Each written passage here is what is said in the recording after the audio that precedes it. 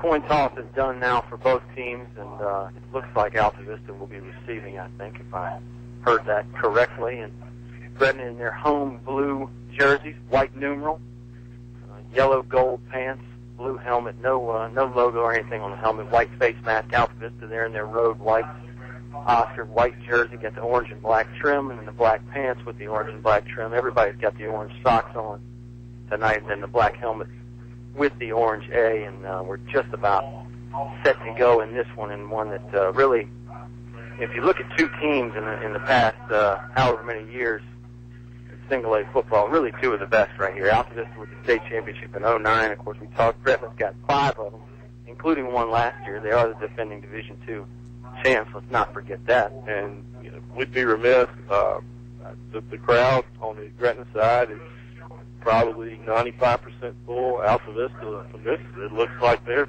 full house on the Altavista side.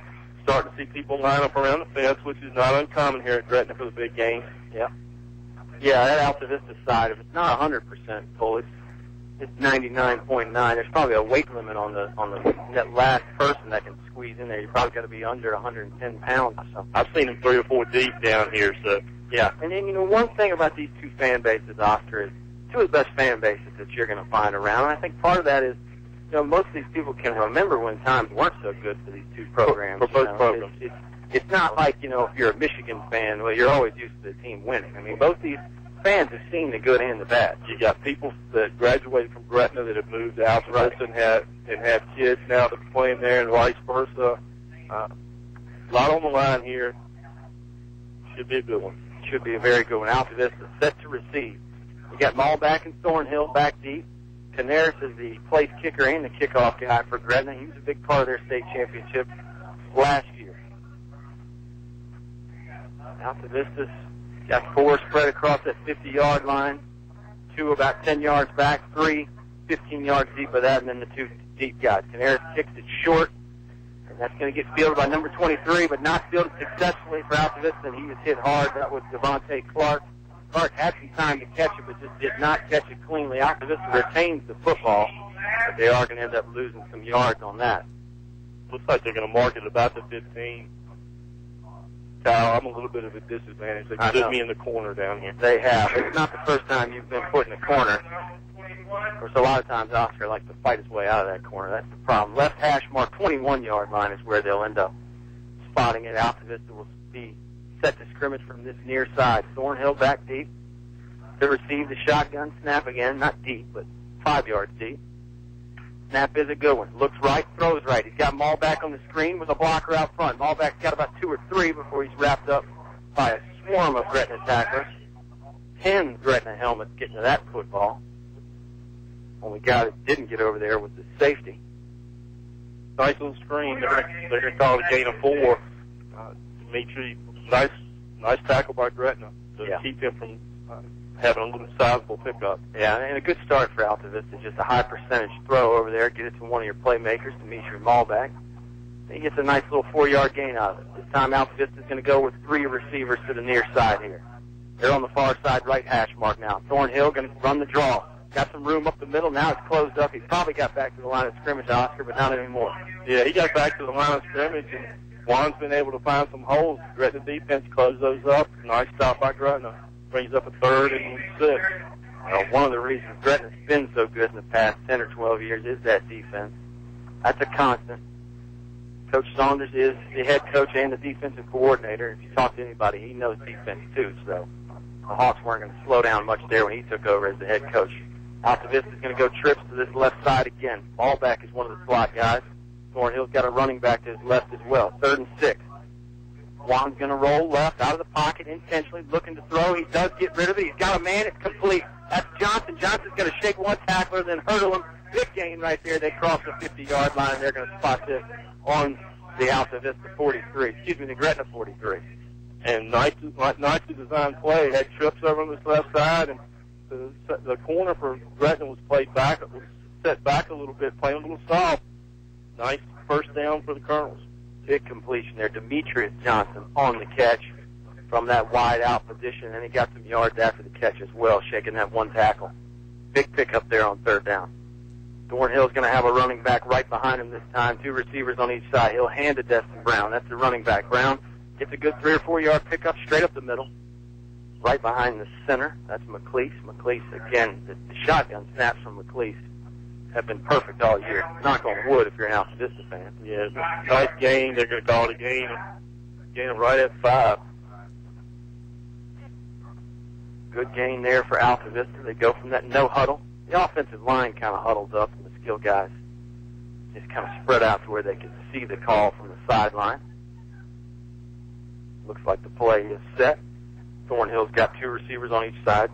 Again, on the near side hash mark. Thornhill's going to look right, throw to Malvac. Another little screen. He's got a blocker again. He's blocking for him, but he couldn't hold his guy for long enough. Malvac might have got a yard. Same play they opened the game with. They are going to call it a gain of 1 and call it, from my perspective, that corner's playing solid. He's 10 yards off the line of scrimmage. I think if they continue to run that play, they're going to suck him in, and they're going to look for something wrong with Dimitri. Yeah, it's definitely, I think they're looking to set up something down the road. But if you can get a gain out of it, then why not? Malvac got a 1 yard gain out of that one. Another 3rd down. This time it's trips to the far side. That's the short side for Thornhill. You think maybe a pass again. No, Thornhill's going to run right up the gut. Had Brown as a lead blocker. He shook off 1 tackle. He got the 1st down, lunged over the marker, and a good pickup there of about 7, Oscar. Nicely designed. Juan was very patient, picked his hole, continued to look for his blocking downfield, and was able to pick up that 1st down. Yeah, good lead block from Destin Brown. They ran over there to the right side. That's William Martin's side. He's that senior on the O-line that you talked about. And generally when the Colonels need to pick up some yardage, they tend to go to that right side. Not always, but Martin's a good blocker, so they like to run behind one of their horses. Malvac's going to motion deep. Thornhill will give it to Brown. Malvac was just a decoy. And Brown stops in the backfield. Nice play there from the Hawks defense. Yeah, he didn't get back to the line of scrimmage. They're going to call that a loss on 1. Gretna's defense was able to penetrate. Nice play by the Gretna defense. Yeah, Raekwon Stone's first guy on the tackle there. He had some help. Stone's one of the interior linemen. Not a real big guy. He moves around well. You can tell from that play. 8:07 here in the first quarter. Kyle, no score still. Yeah, nothing first quarter. First quarter is brought to you by Apple Markets, 3 locations to serve you in Altavista. Riverside Gateway and the Altavista Minute Market.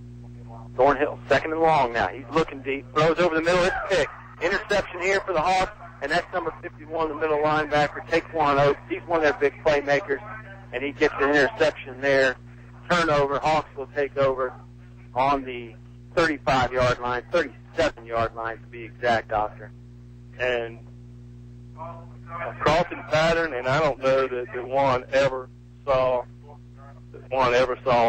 him sitting. Yeah, Oaks just dropped into a zone coverage from that linebacker spot. And you're right, I don't think Juan ever saw him because Oaks was right there, right man, right time. Big play for Gretna, see if they can take advantage of it. They'll go from a shotgun formation as well. Got a tight end to the left and a running back to the left. Rosser will hand it to that running back. It's number 23. Shakes off a couple tackles. That's Jeremiah Chambers, and Chambers is going to get a 5-yard gain before he's run out of bounds by Demetrius Johnson. He was able to break it up with a couple tackles. He was trapped in the backfield for looked like it was going to be a couple-yard loss, but he fought and was able to make some five to pick up 5 yards. Yeah, Chambers shrugged off those initial tackles in the backfield. I believe it was Darius Johnson had his hands on him in the backfield. Demetrius had to come clean him up later on, not after a 5-yard gain for the Hawks, though. Hawks have 3 receivers to the left, running back to the Rosser's left as well. Shotgun formation. Rosser's going to throw left on the screen. It's complete. Shaking a few tackles. They got a 1st down. Fumble. Ball's on the ground. Altavista's saying they got it, but I think the official's going to give it right back to Gretna. It was Gilbert. Gilbert is their leading receiver on the year. And Demetrius Johnson had his hands on the ball and just wasn't able to stay on top of it. A break there for Gretna. And they'll get a 1st down on the play as well. 7-yard gain there for the fumble. Didn't lose much after the fumble. Gretna will get a fresh set of downs here. 47-yard line. Gretna going from that pistol formation with the running back behind the quarterback. Pulling guard. Chambers is hitting the backfield. That is Destin Brown on the sack from his linebacker spot. Blitzing linebacker turned into be a run stopper there. Good play for Altavista. That's going to be a loss of 1 or 2. They're going to mark it off as a loss of 2. Like you said, Destin Brown was dead on that. Yeah. He timed up that snap count, went in unblocked. I think when the guard pulled, Brown just went right through that gap that was left there and really made a fantastic tackle. Gretna 2nd and 11. Maybe 2nd and 12. Shotgun formation again. Rosser's going to look to pass. He's got a good pocket to throw from. Throws it over the middle. He's got a man there. He's hit hard, though. Thornhill ringing his bell after he made the catch, but then could not hold on after the hard hit. That was great timing on Juan. The time the ball got there, Juan went right to the midsection and leveled him. So great defensive play by Juan on that. And big hit from Juan Thornhill there, and it was a clean hit, too, and really one that Altavista needed. It would have given Gretna a first down there. But there was a nice-looking pass play down the middle, but broken up by the safety man, Thornhill, for the Colonels. 3rd down on the way for Gretna, their first of the night. See if Altavista's defense can get a stop here around the middle of the field. 3 receivers to Rosser's right. He's going to roll right. Got some room to throw. Gets rid of it. Passes low, though. Missing the intended target. Incomplete. Gretna will have to turn it over on down. And Malback is going to go back deep to field the punt for the Colonels. Good defense there for Altavista. Nice defensive stand on the first opening drive for Gretna. 45. 4th and 12. They got 1 first down, and nice defensive stand by the Colonel. Yeah, it really was, and it's especially coming after the turnover there, the interception. Big to get a stop right there, and they did just that. Gretna's in the punt formation. 4th and about 11. Snap is off to the right a little bit, but Canaries gets it off. It's not a very good punt. It's high, but not long at all. It didn't even get back to the first down marker that Gretna had to gain, and I think it went out on about the Altavista 45-yard line, Oscar. That's where they're going to mark it, a 10-yard punt. That's special teams. We didn't talk about that going in. Canaris is obviously a proven kicker. And for Altavista, Allen, you heard Coach Shorness earlier in the broadcast, he's coming on strong as a freshman. So. Yeah, it's, we didn't talk about it, like you said. It's really easy to overlook the special teams, but it plays such an important role in every football game. And we'll see how much of a role it plays here. Maybe the Gretna defense can get another stop. We'll see. Altavista, excellent field position, their own 45. Thornhill's got trips to his left. He's going to toss it out to Destin Brown. Little toss play. Got some room. 3 or 4 yard pickup before he's met by the linebackers from the Hawks. Antonio Witcher going to get credit with the tackle. He had some help, though. And it looks like Coach Shorness is really trying to establish the run. Well, we know how good this secondary is for Gretna. Most of them are the receivers that they run out there, and they're very good. So maybe the proper play is to try to establish that run. We'll see. Hawkins is in at running back now for Altavista. He's right behind Thornhill. He sets the block. Thornhill going to pass. Passes out in the flat. Ballback had his hands on it, but he was hit hard immediately by Virgil Glass, and the pass is incomplete. And he had nowhere to go. If he caught the ball, it wouldn't matter. It almost might have been a loss, actually, if he did catch the ball. Good defense there from Glass. That's up 3rd and 6. Altavista had one of these earlier that they picked up, and they also threw an interception on their next 3rd down try. Fans continue to stream in, and we thought this would be a high-scoring game, but right now these teams are really trying to fill each other out. 3rd down on the way. 0-0 score. 5:42 remains here in the first quarter. Apple Market first quarter. 2 receivers on each side. Shotgun formation again for Altavista. Malback's going to get motion deep. They're going to run the option left to Malback. Malback doesn't have a lot of room. He tried to get back to the line of scrimmage, could not. Ends up losing 1. Probably did a good job just to hang on to the football because he was surrounded by 4 Hawk defenders. Yeah, that play, Gretna had that read the whole way. We were able to pick up, it was a little option play, picked up 1 and picked up Beachy as well. Nice defense again by Gretna. Yeah, real good defense by the Hawks there. Cody Andrews on the punt for the Colonels. The up back is Markel Payne. Gretna's deep man looks to be Willie Lilly, the senior. No? Good snap there from Andrews. Kick is away. Going to bounce on the 21-yard line, and Gretna's just going to let it go. This is going to take an Altavista roll, gets all the way to the 10-yard line before it's down by Hawkins. Good job there on the coverage. And Altavista special teams there doing a nice job. Yes, they did. A low end-over-end punt. It kicked up, and Gretna Lily couldn't get to it by the time the Colonels did. So 90 yards for Gretna. Yeah, Hawks offense will have their work cut out for them. Just under 5 minutes here. Still 0-0 ball game. Altavista is 3-1. Gretna 2-1. Both teams are 0-0 in the district. This is the first district game for everybody. Talk some more about the other Dogwood district games later. Man in motion for Gretna on first down. Rosser faked it to him. He actually ended up running into his motion man, which was Lilly. And that really contributed to Rosser going down early, Oscar. Don't know if there's some miscommunication, and that ball may have been, Lily thought it was coming to him, but yeah, like you said, they got tangled up for no gain. I don't know how much of a gain he was going to get anyway, but it certainly slowed him down. He ended up, never got his feet back under him. They'll call a loss of a yard or so. 2nd and 11. Gretna's got 3 receivers to the right. To the left, Rosser's got a running back to his left. Rosser's got a lot of room to pass here. Now he's finally getting run down. He held on to that football for a long time, Oscar, and ended up paying the price. Farrell was close to being a safety. That ball can't be any more. They actually put it up around the 3-yard line. Yeah, they put it around the 2-point conversion line, but you're right. That was more like the 1-yard line. Officials gave him some forward progress.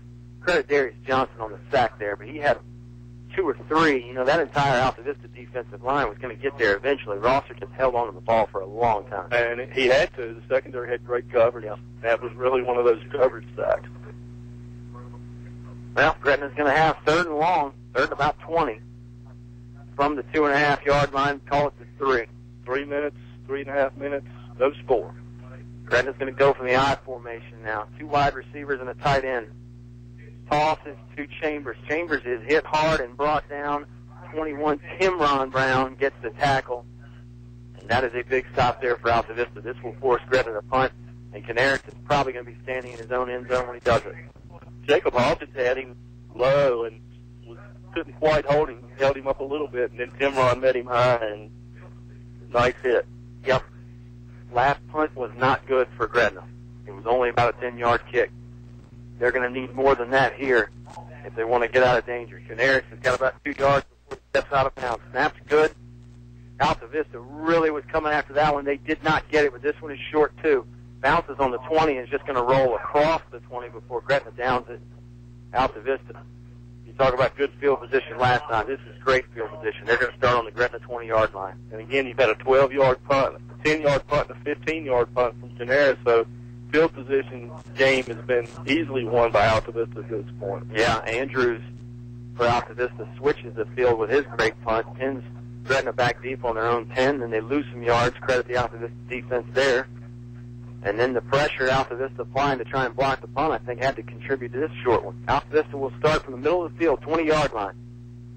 Thornhill's got a man right behind him, and he's got an up back behind the guard. They're going to go straight up the middle. Destin Brown, he's got some room. He goes free. He throws the guy, and he's going to score. Oh, my goodness. When did you see that? Well, he hit that hole so quickly, and he jumped over the safety. And, wow, when the Colonels ran on the field, they had the banners. And I don't know if you noticed or not, but Destin jumped over the last banner.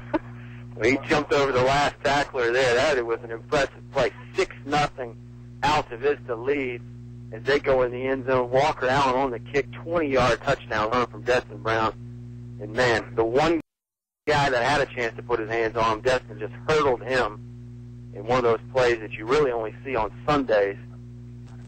Oh, man. That's one of the best plays I've seen, certainly this year, maybe in a long time, Oscar. Individual effort there from Destin Brown. And then after he hurdled the guy, he was gone. That was on about the 10-yard line. Snaps back, ball down, kick is up, and it looks to be good. It bounces off the top of the ambulance there beyond the field, and that'll give Altavista a 7-0 lead. 2:35 remains in the Apple Market first quarter. Quick timeout with the Colonels on top on 105.5 Katy Country. Accidents happen. When your windshield is chipped, come to Apple Auto Glass, 2429 Ford Avenue. They'll repair your chip for $39.95. In shop, only $39.95. Apple Auto Glass and Mirrors, 2429 Ford Avenue, Lynchburg. Give them a call at 846-2753, 846-2753. That's 846-2753. Apple Auto Glass, proud sponsor of Altavista Sports. Football is a tradition, and so is Apple Auto Glass. Go Colonels. You're listening to award-winning coverage of the Altavista Colonels on 105.5 KD Country. Field position finally pays off for the Colonels there. They go up 7-0. Destin Brown on a 20-yard touchdown run. And the hurdle there was fantastic. But, the thing we didn't talk about is that offensive line really created some holes for him because, the only guy that had a chance to get him was the safety, and that was who Destin Brown hurdled, and that was 10 yards past the line of scrimmage. Yeah, that, it's easy to figure those scoring plays out. One play, 6 seconds. Right. And again, it all goes to special teams. The field was flipped due to punting. It'll be interesting to see how Gretna responds. Yeah, Andrews makes the great punt for Altavista, pins Gretna back deep. Credit the coverage team for a lot of that as well for the Colonels. And then Gretna can't get a good punt off. Destin Brown takes care of the rest. Walk around with the kick now. He kicks it deep right down the middle. Fielded cleanly on the 9-yard line for the Hawks. Ball almost came loose there as Timron Brown was looking to shake that football loose. But Gretna held on. They'll take over after the tackle. And that was Gilbert on the return. Like you said, the ball was shook loose a little bit, but he was able to hang on to it. Timron wasn't really concerned about tackling Gilbert. He was trying to tackle the football. He was almost successful. Give Gilbert a lot of credit there on a solid return. Hawks take over on their own 24-yard line. And I think you'll see Rosser start to really look to go to the air now. We'll see. We talked to Coach Cole Simpson. He's the offensive guy for Gretna, and he said they've thrown the ball a lot. This throw is low, though. It'll be incomplete there. First down attempt. He tried to swing it all the way across the field to the numbers on that far sideline, and that ended up being a long throw. Good coverage by East over there at cornerback. And Rosser's got a unique throwing motion. It's short, not much on the backswing, what I would say, but he manages to get it done, that's for sure. He was very good last year, and he's very mobile. And he can throw the long one, too. Complete here to Gilbert. That'll be a first down. Good job on the slant play there for the Hawks. Thornhill ends up making the tackle with Maulback, not after the Hawks get a first down, though. That'll move the chain. 11-yard gain there. And now Gretna will be on the 37-yard line. When Rosser makes those short ones like that on those slant plays, there's really not a whole lot you can do about it. You don't want to give up the long ball, so you got to give up something. Although an 11-yard gain will end up hurting you if they do that over and over, and we know the Hawks are certainly capable of that. Trips formation now, they're going to hand it off. And he has nailed Chambers. Never got out of the backfield. Altavista's D-line and the linebackers were all over him there. Loss of 3. Darius Johnson was there early. Cody Andrews in on that play. That's a generous spot. Yeah. They're going to call it a loss of 3, but Altavista was in that backfield as soon as Chambers got the ball, and Chambers made one guy miss, but he couldn't make everybody miss from the Colonels. Trips right this time for Rosser. He's got a running back on his right as well. Shotgun snap's a good one. He's back to pass. He's got time. Throwing left. It's complete. Catch is made by number 18, Glass. Maulback is going to try and bring him down, but he's going to need some help. Glass just would not go down there. Virgil Glass, number 18, the junior, called out about a 25-yard catch and run from the Hawks right there. First down.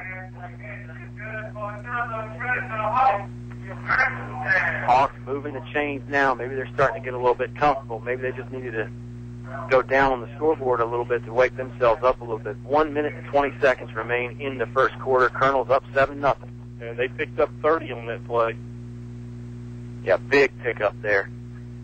Another one of those slant plays, but Glass had a lot of room out there to run. Rosser's going to run the draw this time. He's got some room on the right side. He'll get about 5 before he's brought down. Altavista's there. Maulback going to help him up. Maulback was in on the tackle, so was Darius Johnson.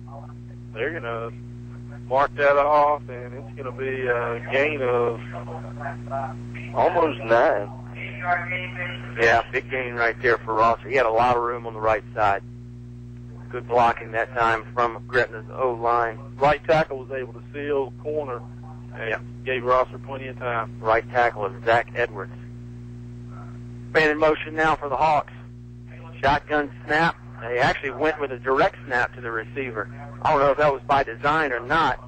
But number 16, Cameron Gilbert, went in motion, and he just took the snap.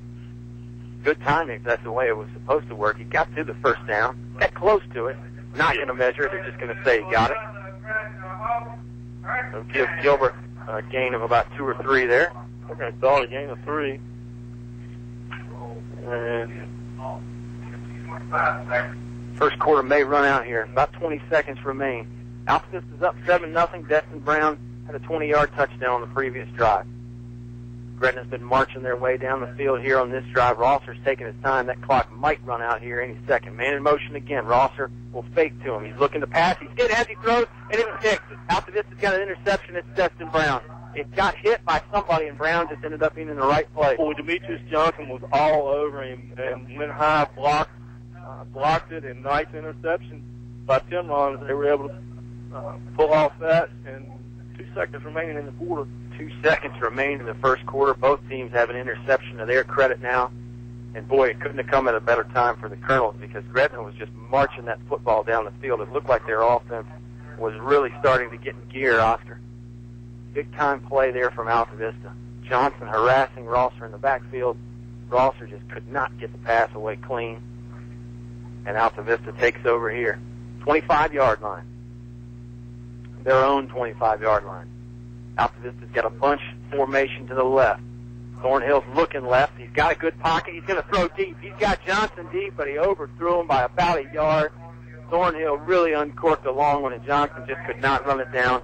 That will run out the first quarter. Altavista leads 7-0. We'll take a quick timeout and come back with the second quarter on 105.5 KD Country. You can buy paint from any old yahoo who knows nothing about paint in one of those big box stores. For quality paint from people who really know paint, it's Davis Paints from your complete home center, English's. Davis Paints, which has been known for quality since 1921, is not just sold anywhere. Visit the new paint room at English's, your authorized Davis Paint dealer. English's is your complete home center. On North Main Street, Altavista.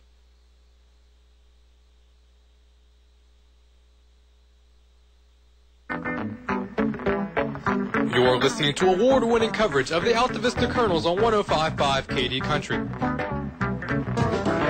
Well, back here from Buster Bonds Field in Gretna, Virginia, Altavista.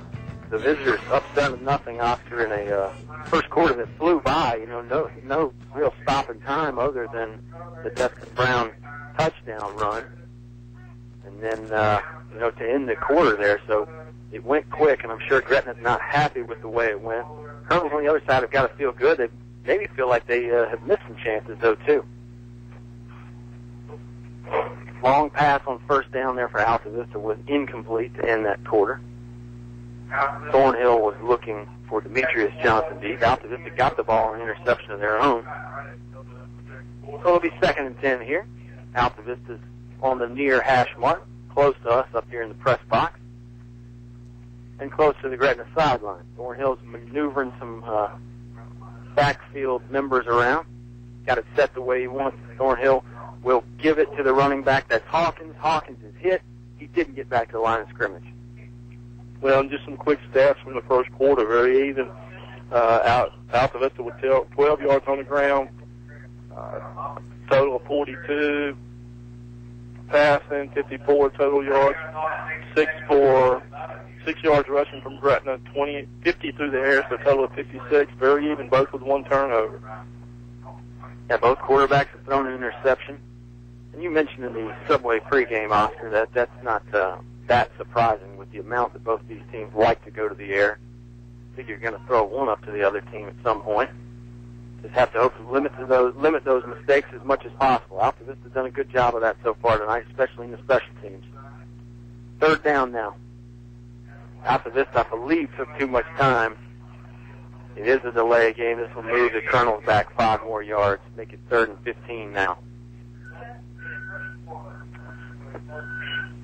11:08 to go in the second quarter. Second quarter brought to you by Apple Markets in Altavista. Three fantastic locations, Oscar. Location might be important on this third and long play for Altavista.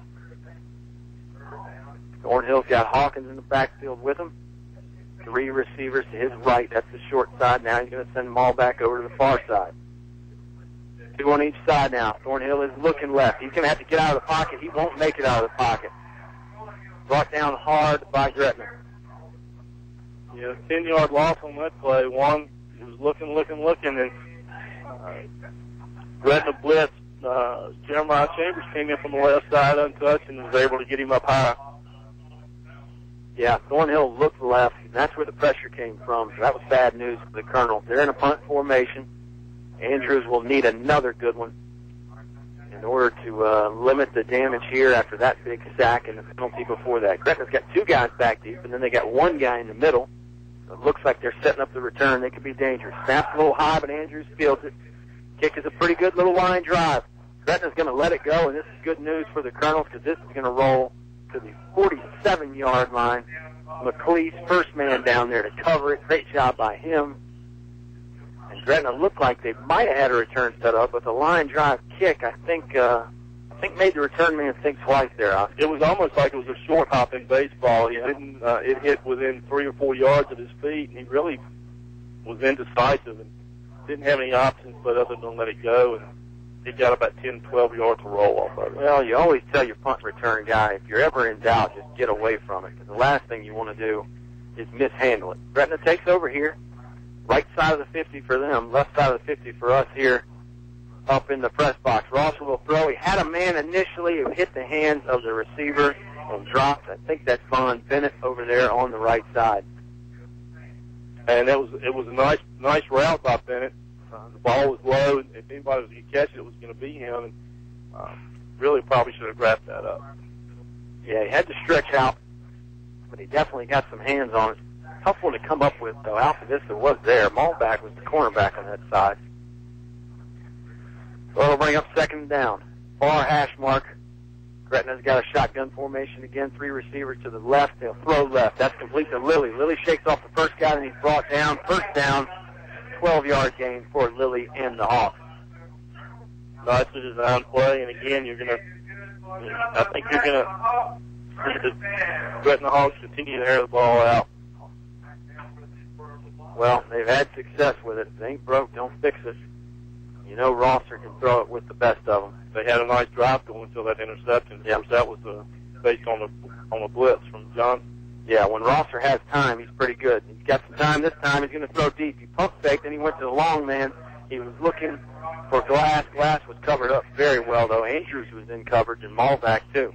And Juan Thornhill had him covered deep. Michi kind of bit on that first little pump fake, but made a great recovery and was able to take him stride for stride. It would have taken a great catch to pull that in. Yeah, Michi Malback is one of those great athletes that can bite on the pump fake and then still make up ground and cover it. The great thing about having that quickness and that speed, especially out there at the cornerback spot. Gretna's got a man in motion. Shotgun snap. Ball never got off the ground. I think the center thought they were on one snap count. Everybody else thought they were on something else because really 10 guys moved for Gretna, everybody except the center. So they'll lose 5 there. It'll bring up second and 15 after the yardage has stepped off. Yeah, the center certainly was on a different snap count because everybody else moved.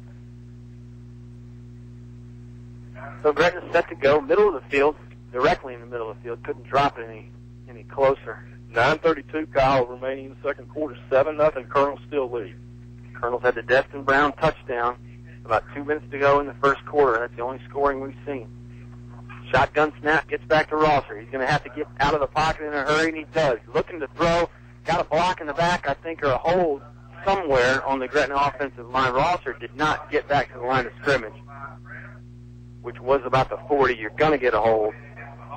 And that hold was on the 45-yard line. Looks like the Colonels are going to decline. Yeah, it would bring up 3rd and 15. Rosser was really getting out of the pocket in a hurry to his left. I don't think by design. I think he had to. And when he got to the sideline, he knew he wasn't going to be able to turn the corner. He thought about reversing field. Then he saw the Colonel's defenders coming, and he wisely just parked it. Didn't want to lose any more yards. We'll bring up 3rd and 15. When you can throw the ball like the Hawks, it's still a manageable 3rd down.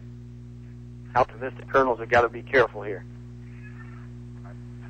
3 receivers to the far side. That's Rosser's right. He's got a running back over there as well. Rosser will take the snap. Got a lot of time. Good pocket there. Throws over the middle, and it's picked. That's Thornhill with the interception. Johnson got a hand in there. Demetrius Johnson might have even tipped it to Thornhill, but a big play from Juan Thornhill. He may have, and Juan came over the top, was able to, that was just a great defensive play. Thornhill playing that safety like a center fielder, just steps in front, has to lay out in full stretch to pick that one off, and it's a great play. Prevents the first down and ends up being a turnover. Altavista will take over from their own 29-yard line. Right hash mark. This has been real back and forth. Rosser's thrown 2 interceptions. Thornhill has thrown 1. Altavista is going to go under center now. No, they're not. They just got that up back behind the left guard. Thornhill takes the shotgun and gives it to Brown. Brown tried to hurdle again around the line of scrimmage. It got him 1 yard. Didn't get him a touchdown like it did last time. No, Gretna was having no part of that. Yeah. Well, that hurdle move is one of those things that fooled me once. Shame on you. Fooled me twice. Shame on me. I don't know if Gretna's going to fall for that again. Nice penetration from Gretna on that. Timron was unable to go off tackle. Altavista, 2nd down. They did gain about a yard or 2, yard and a half. Thornhill's got 3 receivers right. He's got a running back right as well. Shotgun snap. Now Thornhill's going to take off and run. He's past the line of scrimmage, gains about 4 or 5 before he's brought down, actually closer to 6 or 7. Got close to that first down marker. They're going to spot that ball on about the 38.5-yard line. And they're going to call it a gain of 7. No huddle offense. Altavista trying to go quick. Officials are going to stop play here and take a look at this spot. That was a generous spot. Yeah. It was. Thornhill may have stretched that ball out there right at the end. Officials are going to measure this one. It looked like Altavista, the way they jumped up, they wanted to run a quick play after. Yeah, and Juan historically, he will stick that ball out and stretch it out. Sometimes much to our dismay, because you always wonder about the ball coming loose. It looks like they're going to be about a football short. Yeah. Good view from up here in the press box at Lester Bond Stadium. Altavista leads 7-0. 8 minutes remain in the Apple Market 2nd quarter. Subway halftime show to follow this. And you were exactly right, Oscar. They're about a full football short. It'll be 3rd and a foot. And we'll see what Altavista's got in store here. We've seen them go from that power I backfield under center some in these situations. And some even on 1st and 2nd down. Just as a change-up, I guess, if you will. We'll see what Thornhill's got in mind. He's got 3 receivers right again. He's got Destin Brown right behind him. I think he's going to get under center, though. And if he does that, you would have to assume he's going to think about the quarterback sneak. Taking some time here. Now we're set to play. Official backs out of there. Thornhill is going to go under center. Lets his offensive line get set. There's the snap. He turns around.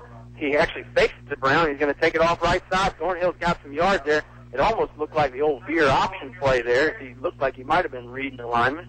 That's exactly what it looked like, and he picked up 11 yards. They're going to mark that ball at the 50-yard line. Man, we hadn't seen that this year. It threw me off a little bit. I just expected him to either sneak it or hand it to Brown. I didn't really expect the fake off. I didn't either, and he got the ball deep in the belly of Brown, and they fooled me because I thought Brown had the ball, and then lo and behold, Juan has very good ball handling skills. Absolutely. Ends up getting a big gain out of it. Altavista only needed a foot. They got a lot more than that. Shotgun formation again, more what we're used to. Thornhill will hand it off to Brown, and he has got nothing. I mean, he'll lose 5, and that's probably actually a little bit generous because Gretna was all over that. Number 52, Khalil Witcher-Heyman, first guy on the scene. They're going to call the loss of 4. They were, again, Gretna was all over that play. Gretna had Gretna had more guys in the backfield than Altavista had. Yeah, they did. Altavista had 2. Gretna had about 4 or 5. Altavista with 4 straight running plays. I don't know if we've seen that this year either. I don't know. You talked about Colonels might be trying to set up the run. or use the run to set up the pass, running a little bit more. I think they stick to that. 2nd and 13. Thornhill will throw left. He's got ball back on the screen. Ballback's got a lot of room. He's gained about 10. He's on the 35 now. He's to the 30. Cuts it back. He's got a blocker in front of him. He's on to the 10, close to the 5. He cuts back again. He's in the end zone. One of the best runs you will ever see, Oscar Briggs. Meachie ballback, a 54-yard catch there and run. And, man, he covered a lot of field. He was east to west, north, south, every other direction in between, and had some great blocking, too. Boy, that, Meachie had a 15-yard cushion. He got a full head of steam. It looked like he was going to be able to take it right down the middle, but the Gretna players had some angles on him. They were able to cut him back, make him cut back, and then they had another angle as he got towards the corner of the to the goal line, and he cut back again. Great instinct by Meachie. Absolutely. 3 or 4 cutbacks in there, and Meachie got going full speed when he caught the pass. He caught the pass from about the 45-yard line, and when he kicked it into 5th gear, he just looked like a blaze of white jersey. Snaps a little low for the walk around, an extra point. He gets it up and gets a good foot on it, and it's good. Colonels go up 14-0. 6:27 remain in the first half. We'll take a quick timeout. Colonels on top, 105.5 KD Country. The game is brought to you by these members of the Altavista Sports Club. Chef's Drive-In, serving hometown pride with 18 flavors of milkshakes. Comfort Inn in Altavista, outdoor pool, and free hot breakfast with your stay. Steve's Florist, best quality at the best price for all occasions. El Cerrito Mexican Restaurant, authentic Mexican food, open 7 days a week. Aubrey Rosser, attorney at law, Main Street, Altavista. Piece of Pie Restaurant, Lower Broad Street, Altavista. Give peace a chance. China Walk Super Buffet, American and Chinese food with the newest item, crab. Perkins Twin Tire and Auto Service, your Michelin tire store. You're listening to award-winning coverage of the Altavista Colonels on 105.5 KD Country. Back here from Gretna High School, Altavista up 14-0. Meachie ballback with a 54-yard reception on the throw from Juan Thornhill. Some of the all-time great individual efforts and runs you will see. Same thing with the Brown touchdown, Oscar. I mean, these are 2 of the great all-time touchdown runs we've seen. And we've seen them within about 10 minutes of each other. Certainly the 2 best touchdowns we've seen this year. Yeah. 5 plays, 70-yard drive. Colonels lead 14-0. It took a little bit over 2.5 minutes. I mean, the way Malback was cutting back and forth, it was almost like a car, when you lock up the back end and it starts coming out from behind you and you overcorrect. That's what Malback looked like. He was going right, left, up, down, every kind of combination you can think of. And Meachie's got great acceleration from a standstill. So even when he makes a cut, he's able to accelerate very quickly. Absolutely. Altavista getting their kickoff team straight here. Getting some guys switching sides. Allen's ready to go. He's impatient. He's 2 for 2 on the extra points tonight, and here comes his kickoff. This is a long one as well. Going to be fielded on the 10-yard line. Not fielded cleanly, though.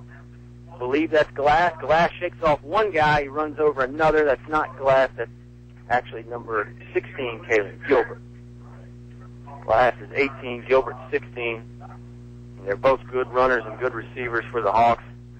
Gilbert got that back to the 25-yard line, actually 26, 27 after the initial drop. And, after the first touchdown, Gretna responded well, drove the ball deep down the field. Yeah. Had an interception, but they were unable to convert. This is with 6:21, Colonels leading 14-0. This is an important drive in the first half for Gretna. Yeah. Altavista has 2 interceptions. Thornhill has 1, Brown has the other. Rosser's looking left, throw is low. It did not get to the target. It was a fastball, but it was not a strike. He was looking for Vaughn Bennett over here near the Gretna sideline. It'll bring up 2nd and 10. And Rosser just hadn't been able to get his rhythm yet tonight. He's had a couple of routes that were run and put the ball in the receiver's hands, and they weren't able to reel him in. Yeah, it's been a combination of things for Gretna. The special teams has hurt him. You mentioned Rosser, like you said, not finding the rhythm. He's made a lot of good throws. He's made a couple big throws as well. Draw play here. They give it to the running back. That's Chambers. Chambers will get a first down before he's dragged down on about the 42-yard line. Malback and Thornhill got him to the ground. Big gain there for Gretna. Call it 13 yards on the pickup. They're going to stop that at the 42, Kyle. Gain of 15. Yeah. draw play there for the Hawks, and that's one of those cases where they've been throwing a lot. So they use the pass to set up the run, and it works to perfection there. 3 wide receivers to the right of Rosser. Running back is to his left, along with another wide out over here by himself. Rosser's going to look left. Pump fakes. Now he's going deep. Malbeck bit on the pump, but again, Michi Malbeck gets a hand on it to knock it away. Wow, they had Bennett over there, and the pump fake worked, but again, Malbeck with the makeup speed. He had 5 yards on Michi, and Michi was able to close from the time it left Rosser's hand. Great defensive play by Michi. Awesome play right there from Malbeck. If you're the defensive coach, Mike Revis there for Altavista, you don't like him biting on the pump fake, but you got to love him making it up. And Bennett is a big receiver, but probably doesn't have the speed that Malbeck has.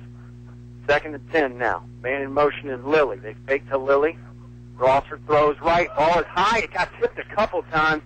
Thornhill came in there with a big hit again, as we've seen a few times tonight. Altavista almost with a chance to pick it, and it was number 16, Gilbert. Gilbert had his hands on it twice, actually. And that ball was a little bit high, but it was on money.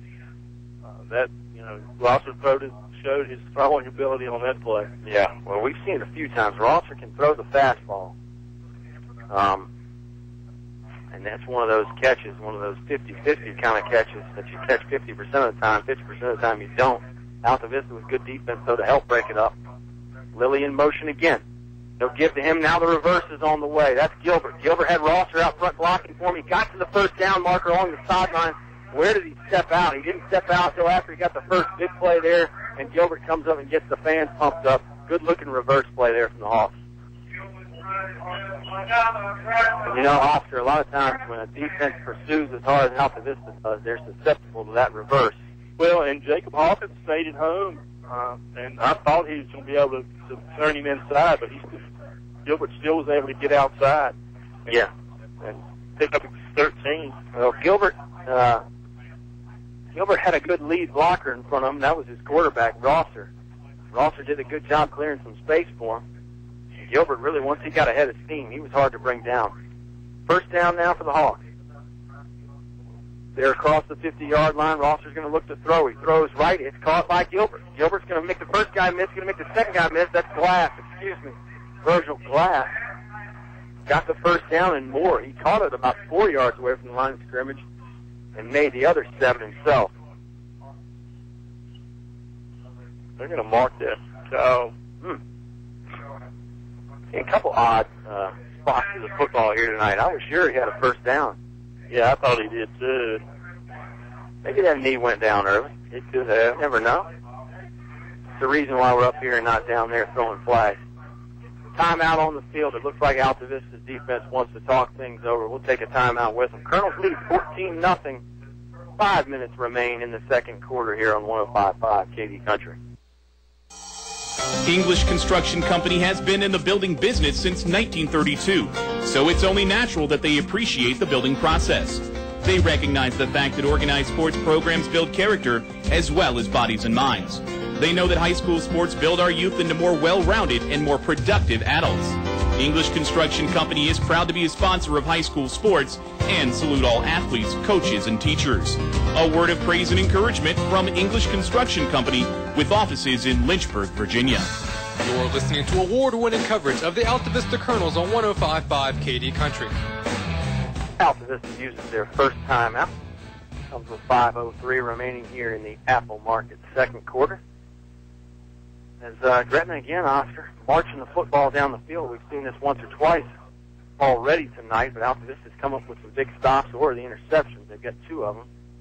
Well, Let's see what happens. And Rosser's 5 for 15 with 2 interceptions.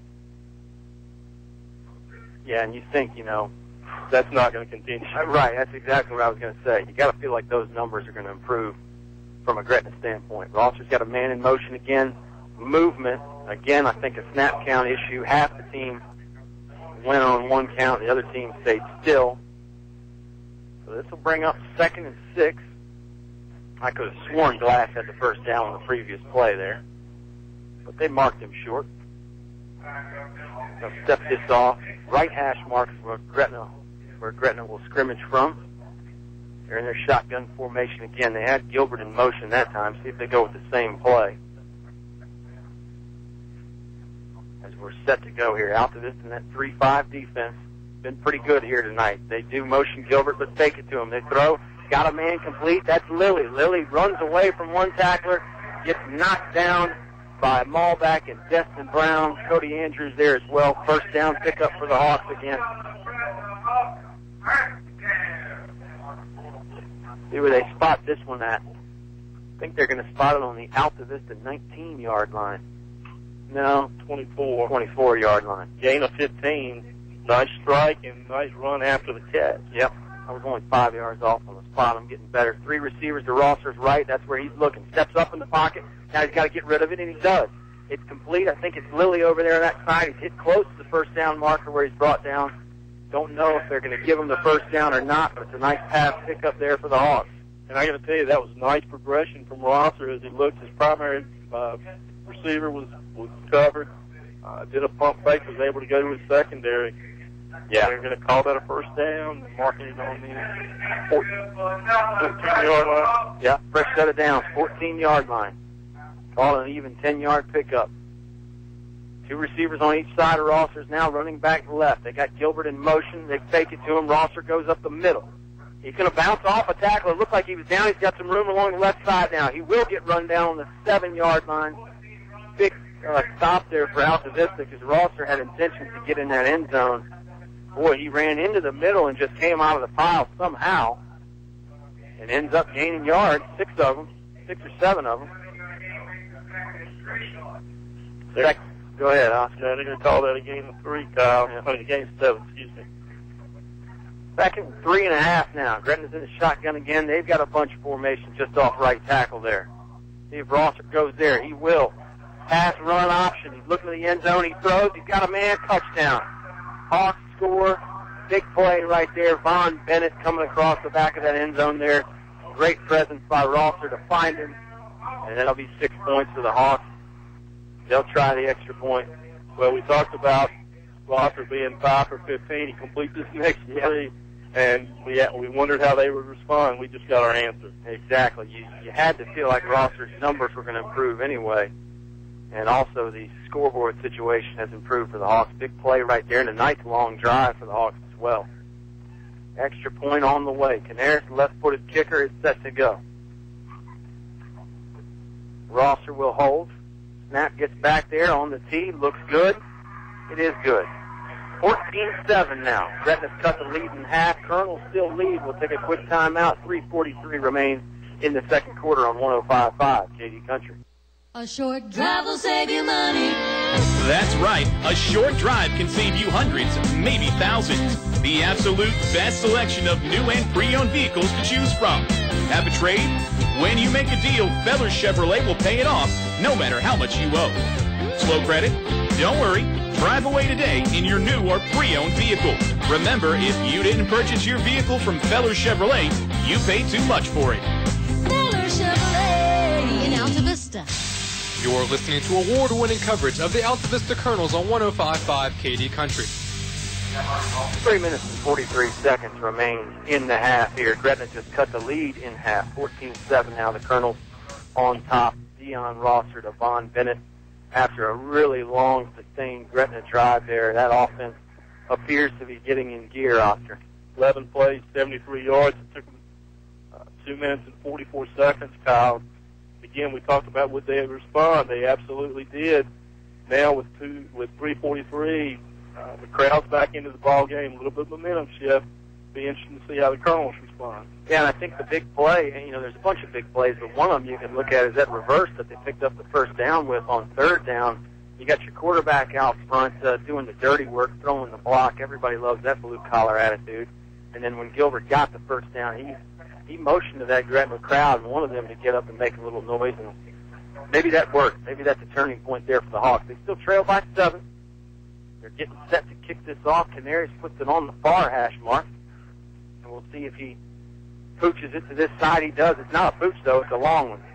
Not fielded perfectly on the 10-yard line, but Altavista's got it anyway. Got some return room here. Going to get to the 28. Shakes off a tackle. That's Devontae Clark. Clark's got some room now. He's up to the 40. He broke another tackle. Finally going to get dragged down at the 45-yard line of the Hawks. Wow. Devontae Clark right there didn't Didn't think he was going to get the extra yards after the first hit. He got about 40 extra yards after the first hit. Yeah, that put the ball at Gretna 40, and that was Tim Brown that had Clark out in front of him, and he was able to get behind Clark and guide his blocking. Nice return, nice response by the Colonels here early. Excellent return right there. We've already seen special teams play a big role. Great field position for the Colonels there. You know, if you don't get a good return, part of you, I think, as a coach is thinking about, well, let's just run this clock out and get to halftime. Now, you're on the good side of the 50. I think Mike Sharness is thinking about scoring here. Thornhill's got a man beside him and a man right behind him in a shotgun. Two receivers split way out to the right. Handoff goes to Destin Brown. Destin Brown's got 6 or 7 hard running yards, and I think he got past the first down now. They're going to give him 12 on that. Man, breaking down to the 28-yard line, and again, the holes have been there, and Dustin's hitting them quickly. And I'll tell you the thing you got to like, you get Ashton Robinson, one of the guards, you get McLeese, the center. They're 10 yards past the line of scrimmage, too, so you know you're getting a great surge from your offensive line. Same formation here for the Colonels. See if they go with the exact same play. Thornhill's got Brown right behind him. Hawkins is blocking. They do go with the same play. Brown up the gut. He's got about 4 or 5 this time. He's dragged down by number 7. That's Lilly. Big gain right there again, though, for Brown. 5 yards. I don't know a coach in the world that wouldn't take 5 yards on first down. You know, 5 yards in a cloud of dust. We'll take it every time. Clock beginning to wind down. Colonels have 2 timeouts. Hawks have 3. 2:40 remains in the half. Subway halftime show to follow. And with this Gretna team, even if you score with a minute left, right, it's not safe. That's exactly right. They might not need much more than a kickoff to score. We've seen Altavista do that before, though, as well. Shotgun formation again, same thing. They fake it to Brown this time. Thornhill's going to go right side. He's going to go backwards. Now he's going to get close to the line of scrimmage. Hard running right there. Thornhill was met by some Gretna defenders. Dion Rosser was one of them, laying a lick on his counterpart. Thornhill ends up gaining yards. They're going to give him a gain of 2, and I don't know if you'll ever see a harder call 2 yards than what Juan just went through. Well, Juan starts from that shotgun at about 5 yards deep. I think he ended up about 7 or 8 yards deep. So to gain 2, you do the math, it ends up being about a 10-yard gain, really. 3rd and 3, and they are within Allen field goal range. Yes, they are. Shotgun formation again. 3 receivers. Now they're going to move Hawkins up to a wingback spot, just off Martin's right hip right there, and I think Mike Sharns maybe didn't like the look of it. He's going to call a timeout. Take one as well. Colonels lead 14-7. A minute and a half remains in the first half on 105.5 KD Country. In the past century, our community has grown, and Finch & Finch Funeral and Cremation Service has grown too, alongside the families they've known for so long. Finch & Finch is proud to have served you over 100 years. A family business, Finch & Finch Funeral and Cremation Service, dedicated to your service. Finch & Finch Funeral Homes. We're here because we care. You're listening to award-winning coverage of the Altavista Colonels on 105.5 KD Country. Colonels take a timeout with a minute and a half to go in the second quarter. 3rd down on the way here for Altavista, Oscar. And, you know, again, we talked about the rivalry. I went on Virginia Preps this week. Usually there's a little chatter back and forth, predictions, a little smack talk. It was conspicuously quiet this week. Well, but it's been everything. It's been everything we thought it was going to be. It's been. Oh, yeah, absolutely. I think we thought we were going to get a good, hard-fought game. A little lower scoring than we expected. But the second half, I'm sure, is going to be another story. Here comes a shotgun. Thornhill's going to go up the middle. He didn't get the first down. He probably got back to the line of scrimmage, but not much more. Taquan Oakes, the middle linebacker, meeting him in the hole. I don't think the blocking was bad. Oakes just really beat Thornhill to the spot right there. It's going to set up 4th and 3. Yeah, and they're actually going to give him a little bit of a loss on that. Yeah. 4th down, and should be interesting. Colonels still have their offense in. They hadn't pulled Allen in. That's right. Thornhill and the rest of the gang's going to go for it here. Shotgun formation. Thornhill fakes it. Bootleg, rolling left. He's got some room. He could probably run it. He's going to throw deep to the end zone. He's got Johnson tipped away. Johnson maybe called on the second chance. He didn't.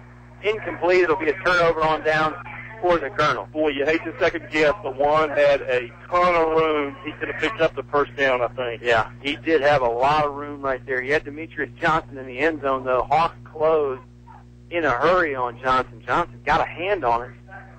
I think Juan just, really was dead set on the touchdown there. And a great effort, but not to be for Altavista. Gretna will take over here. Altavista is going to try and hang his hat on the defense here, see if they can get a stop before halftime. Hawks have got 53 seconds and 3 timeouts. More than enough time. Yep. For Gretna to get to the end zone. Got to go a long way, though. They're on their own 24-yard line. Rosser's going to go left side. He's hit, shakes off a tackle, fights for an extra yard. Brought down there. Clock will continue to roll and lets the Hawks take a timeout. Good stop. Andrews was in on it. Hawkins was in on it. They are going to let the clock run. So maybe Gretna just wants to get to halftime. Who knows?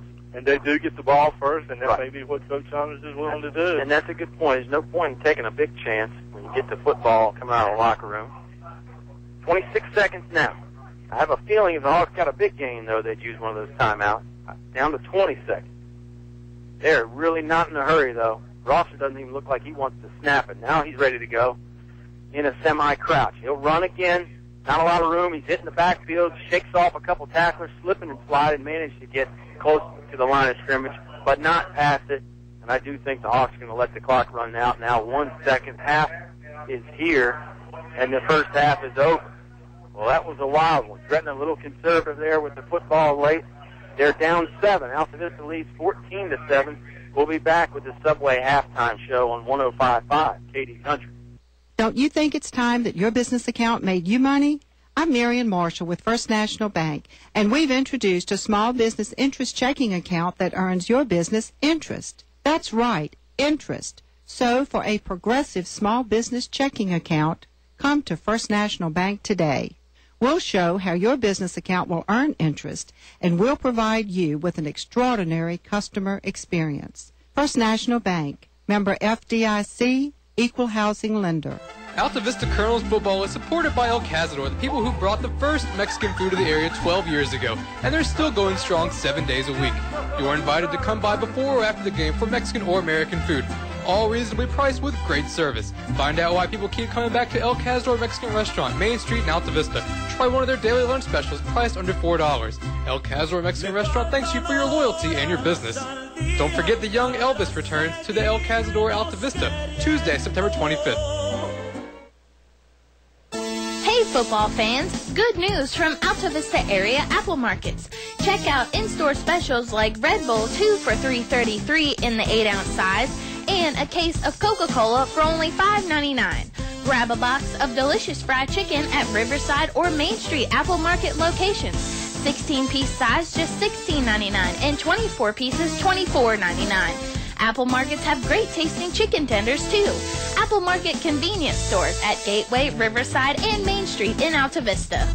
You're listening to award-winning coverage of the Altavista Colonels on 105.5 KD Country. Subway halftime show here from Gretna High School. Altavista leads 14-7. Subway, eat healthy, eat fresh. $5 footlongs all the time, but they're celebrating their birthday over there at Subway, Oscar, as you know. And it's definitely a good time to get over there and get in on the $5 footlong action. First half here takes just under an hour, but a lot of activity and a lot of excitement for 1 hour's worth of football. Yeah, it really was. Very clean played first half. Not a lot of penalties on the field. And, the stats look pretty even at this point as I continue to tally those out. Yeah. Destin Brown goes in from 20 yards out for the first score of the game. Altavista went up 7-0 there. Walker Allen kick was good. Then Thornhill hooks up with Malback in the second quarter for the 54-yard touchdown, and just one of the all-time great runs that we've seen after the catch there from Malback. I mean, left, right, everything you can think of. He threw the kitchen sink out there, and I think,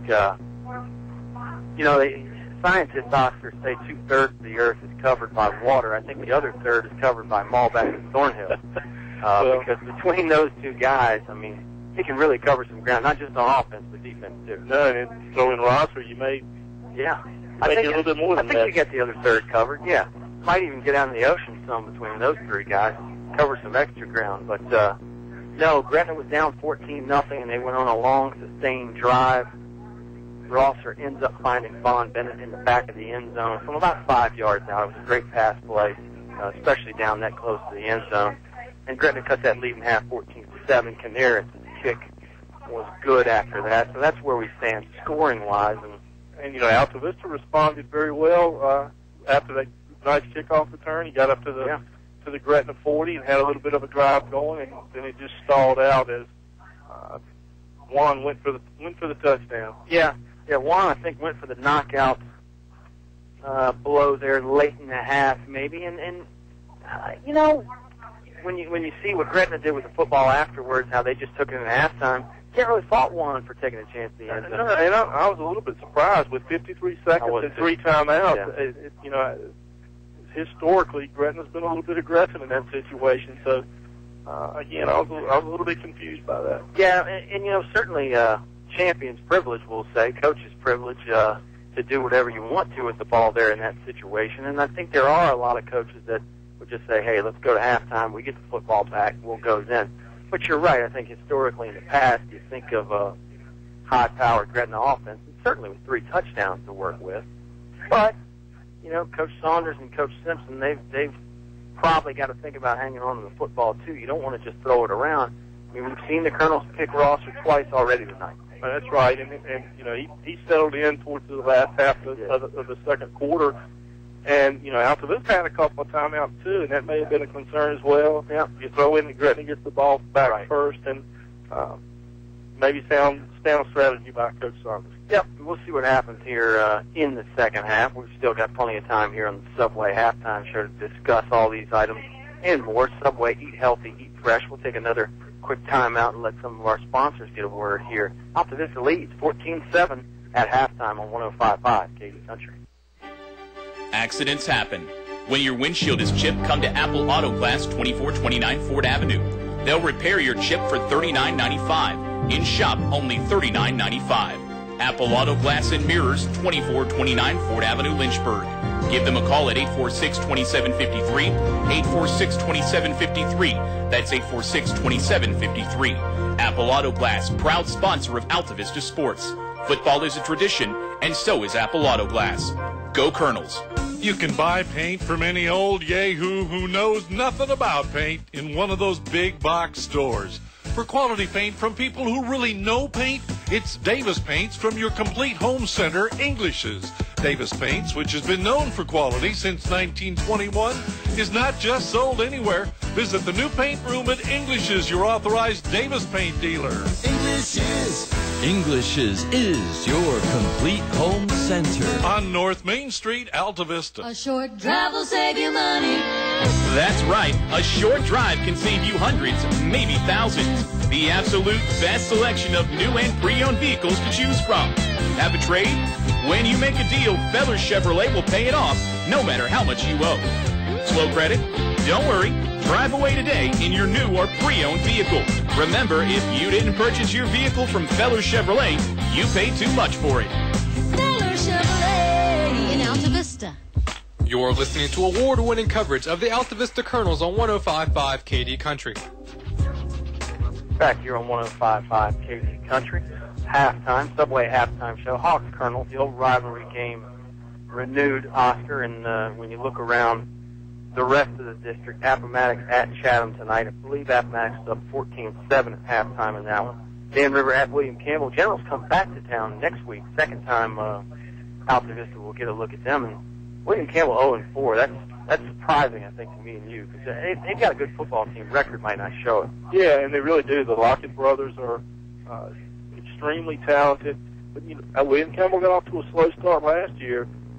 Was able to pick up a couple wins in Altavista, and made it to the state playoffs and made a little bit of a run. So early in the year. It is. It's still early in the year. I mean, we're 4 games into it. After tonight, it'll be halfway through the year, but it doesn't really feel like it. And then, of course, with more teams getting in the playoffs, and especially the way these two programs have been, you can kind of bank on having more than 10 games. So I don't know if 5 games is really the halfway point anymore. Yeah, and Gretna's already had their bye. They played one game and had their bye. Altavista, for the last several years, their bye has come at the tail of the last week of the season. Yeah. And, of course, really, this is the last year. Football starts the new alignment next year, right. 2013 season, where you go to a 6A,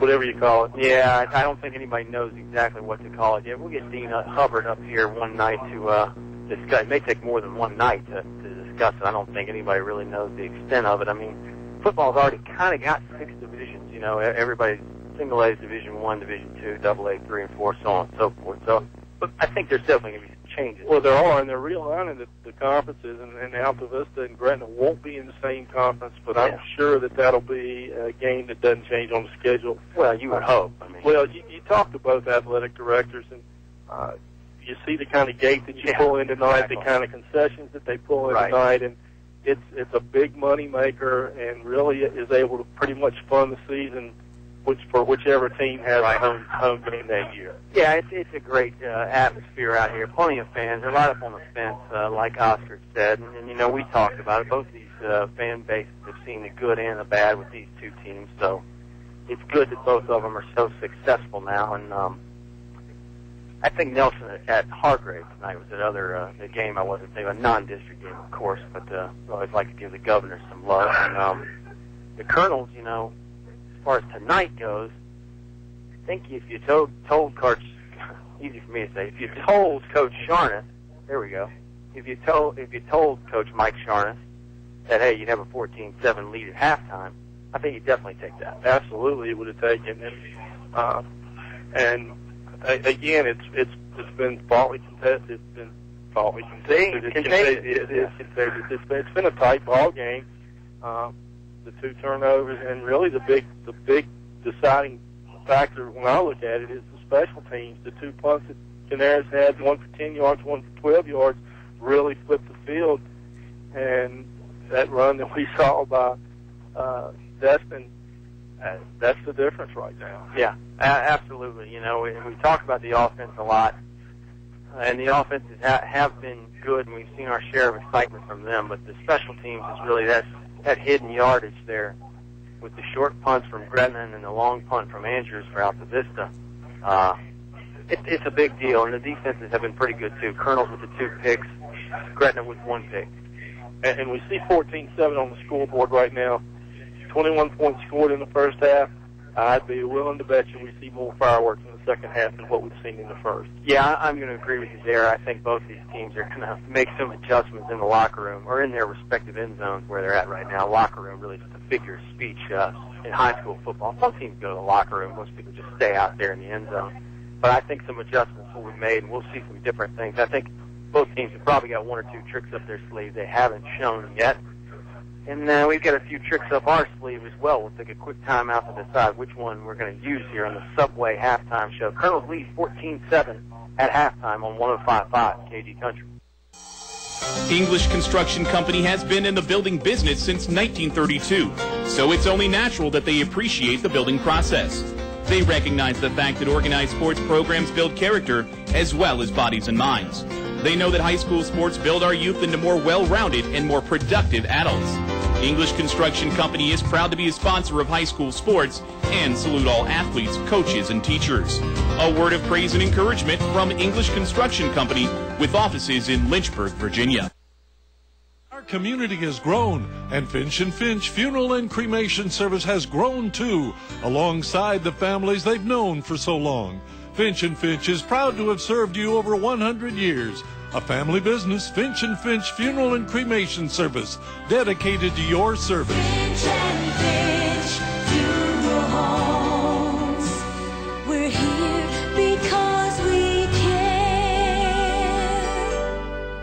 I'm Todd Hall, President of First National Bank. For over 100 years, we have proudly served our customers in Central Virginia, and we're excited about continuing to provide financial solutions into the future. At First National Bank, our focus is on you, the customer, and delivering a very high level of service is our top priority. In fact, our employees are empowered to make decisions that provide you an extraordinary customer experience. So stop in one of our 8 local branches and give us a try. First National Bank, member FDIC, equal housing lender.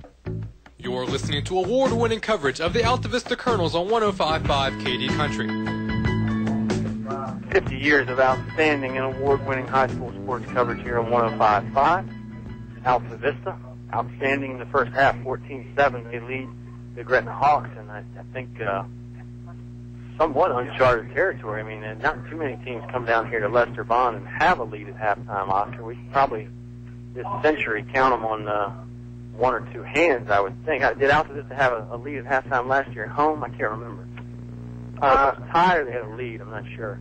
Yeah, it was tight, and like you, I can't remember exactly what the situation was. Well, the point is, it's just not something you do every day. You don't have a lead on the Hawks at halftime. So I think, part of it is the psychology. Obviously, you can play with Gretna. I mean, that's not the issue. Now you got to make sure you don't get too cautious and don't think about trying not to lose. I think is probably something Coach Sharnitz is saying. Keep playing aggressive. Maybe even play like you don't have a lead. I don't know. Yeah, and actually I'm going back and looking through some notes, and Gretna led 13-zip at halftime last year. Okay. Still close, though. And I pulled one of the things up off the VHSL website earlier today, and they talk about the top 50 teams of this century, and Gretna's actually number 2. Their record's 137-21. Wow. Since 2000. So you're right. You don't see that happen a lot. Yeah. I mean, that's impressive. To say the least, in the 5 state championships. Let's see, it was back-to-back in 03 and 04, and then I think back-to-back again in 07 and 08, and then one last year, of course. And they've been to the playoffs every year in between, just in various phases, depending on how far they got.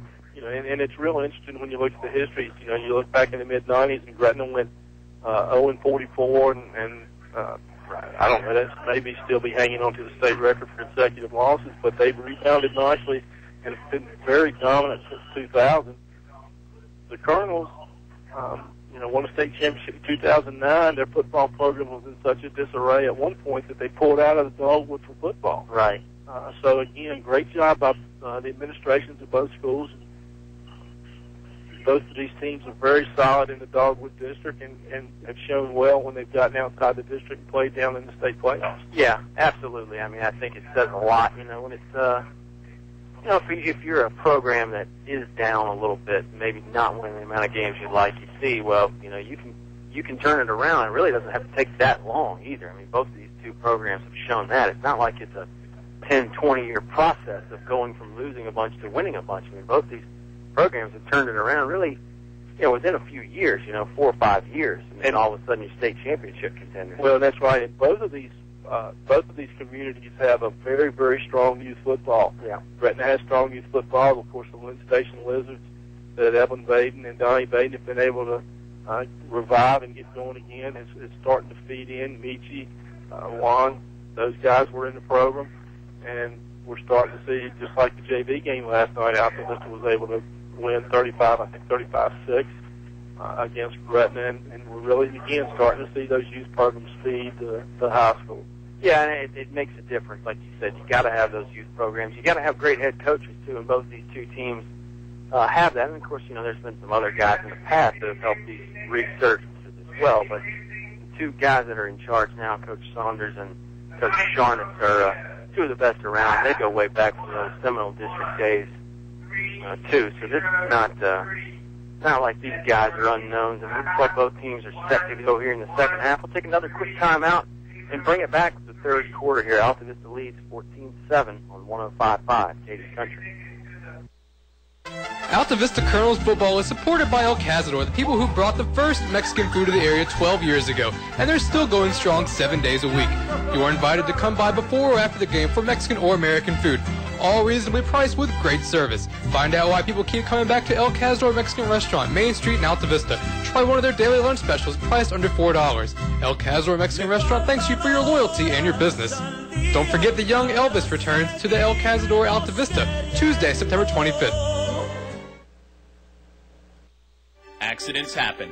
When your windshield is chipped, come to Apple Auto Glass, 2429 Ford Avenue. They'll repair your chip for $39.95. In shop, only $39.95. Apple Auto Glass and Mirrors, 2429 Ford Avenue, Lynchburg. Give them a call at 846-2753, 846-2753. That's 846-2753. Apple Auto Glass, proud sponsor of Altavista Sports. Football is a tradition, and so is Apple Auto Glass. Go Colonels. You're listening to award-winning coverage of the Altavista Colonels on 105.5 KD Country. Second half set to go here from Lester Bond Field in Gretna, Virginia. Altavista, the visitors. They're on top 14-7. Both teams are filing out to the field here for the second half kickoff. Gretna won the coin toss. They deferred, so they'll get it here in the second half. At least that's what we think anyway. Some old Saints fans would say you don't have to kick it to the other team in the second half there. They did in the Super Bowl. Bob Alvis is a Saints fan. I don't know what that says about him, Oscar. That says it all. Bounty gate. There's a bounty on Bob Alvis. There's a bounty on Bob Alvis now, that's right. I will say in Bob's defense, though, he's not one of those bandwagon jumpers. He was a Saints fan back in the day. God knows why, but anyway. Much love for Bob Alvis. Gretna set to return here. Deep man looks like it's number 16, Kalen Gilbert. He's one of their go-to receivers. Walker Allen will kick for the Colonel. Make sure he's got everybody set, and here he goes. 10-yard run up for Allen. This time low, line drive. It'll bounce on the 20. Fielded by Gilbert on the run. Gilbert's got a head of steam, and he might not need much more. Left sideline, he's got Allen in the way. Now Allen's got some help. Devontae Clark came to run him down. The ball came out there at the end. They're still fighting for it. Gretna seems pretty positive that they got the football back. Allen slowed him down, and then Clark came in from behind Oscar. I think Clark was the one that actually charted loose.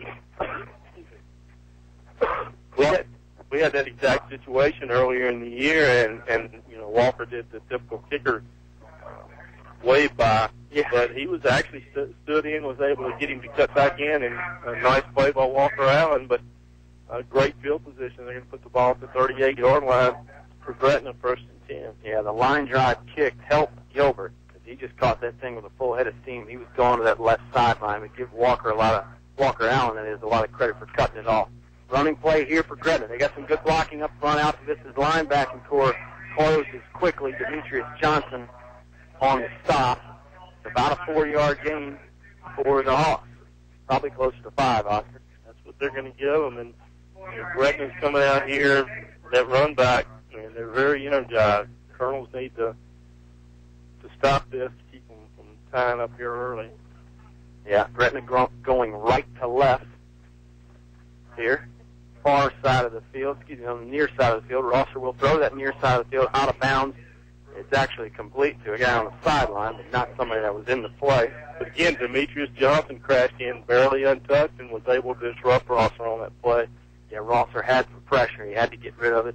And you know, when Altavista has gotten pressure, that's really when Rosser has made some of those not so good throws, at least not up to his standard anyway. When he's had time and is able to stand there, he's been pretty good. 3 receivers to his right, he's going to run right.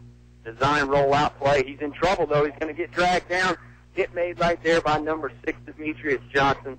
And I think he had his brother Darius along for the ride, too. Yeah, he did. Nice pressure, and Rosser, had nowhere to go. Nice coverage downfield, and not be able to let him get that ball downfield. They're going to call that. They're going to spot it at the 41. They're going to call it a loss of 4. Yeah, it's going to bring up 4th down. Big stop right there from the Twin Towers, Johnson and Johnson. It's always good when they meet up together in the backfield. Or in the front court. Yeah, that's right. That's exactly right. Anywhere they meet up, it's good, but it's even sweeter at some other places. Punt formation here for the Hawks. Snap's a good one. Taking some time to develop, but Canaris gets off a booming kick this time.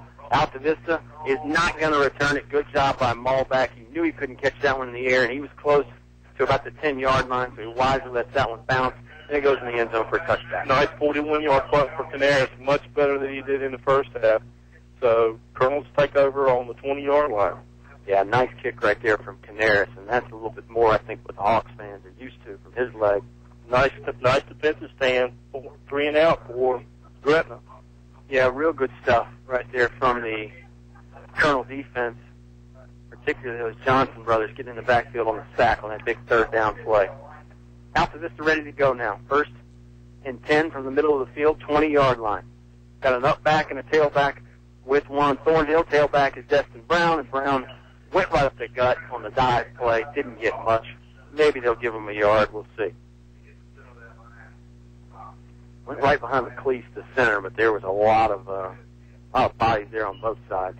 Gretna read that play well and was able to stop it right at the line of scrimmage. Yeah, they're going to say he gained about a foot. The ball has gone past the 20-yard line now, so not much. 2nd and 10, we'll say. Looks like you got the same formation for Altavista. No, they're going to have 4 receivers this time. Brown is to Thornhill's right. Malback is in the slot to the right here. Keep an eye on him. Not really a deep safety for Gretna. Altavista will pass. Thornhill's going to step up. He's pressured. Going to get dragged down. Number 72, Christian Glass on the stop. A flag did come out. I got to think it's holding, though, Oscar. Yeah, that's the early indication, and you got to believe that they'll decline that penalty. Yeah, I think if you decline it, it's going to set up something like a 3rd and 15. There's an illegal shift, illegal movement of some kind for Altavista. Again, I got to believe they'll decline that. Yeah. It would be virtually the same thing since it was an illegal shift, because that would just make it 2nd and 15. You'd rather have the 3rd and 15. That's right. If you're the Hawks, that's exactly what they did. Maybe it's 3rd and 14. 3rd and long, we know that. And the Colonel's now going to huddle up. 8 guys in that huddle for the Altavista Colonels. Receivers just get to play on their wristband there, and I think the linemen want to get the blocking straight.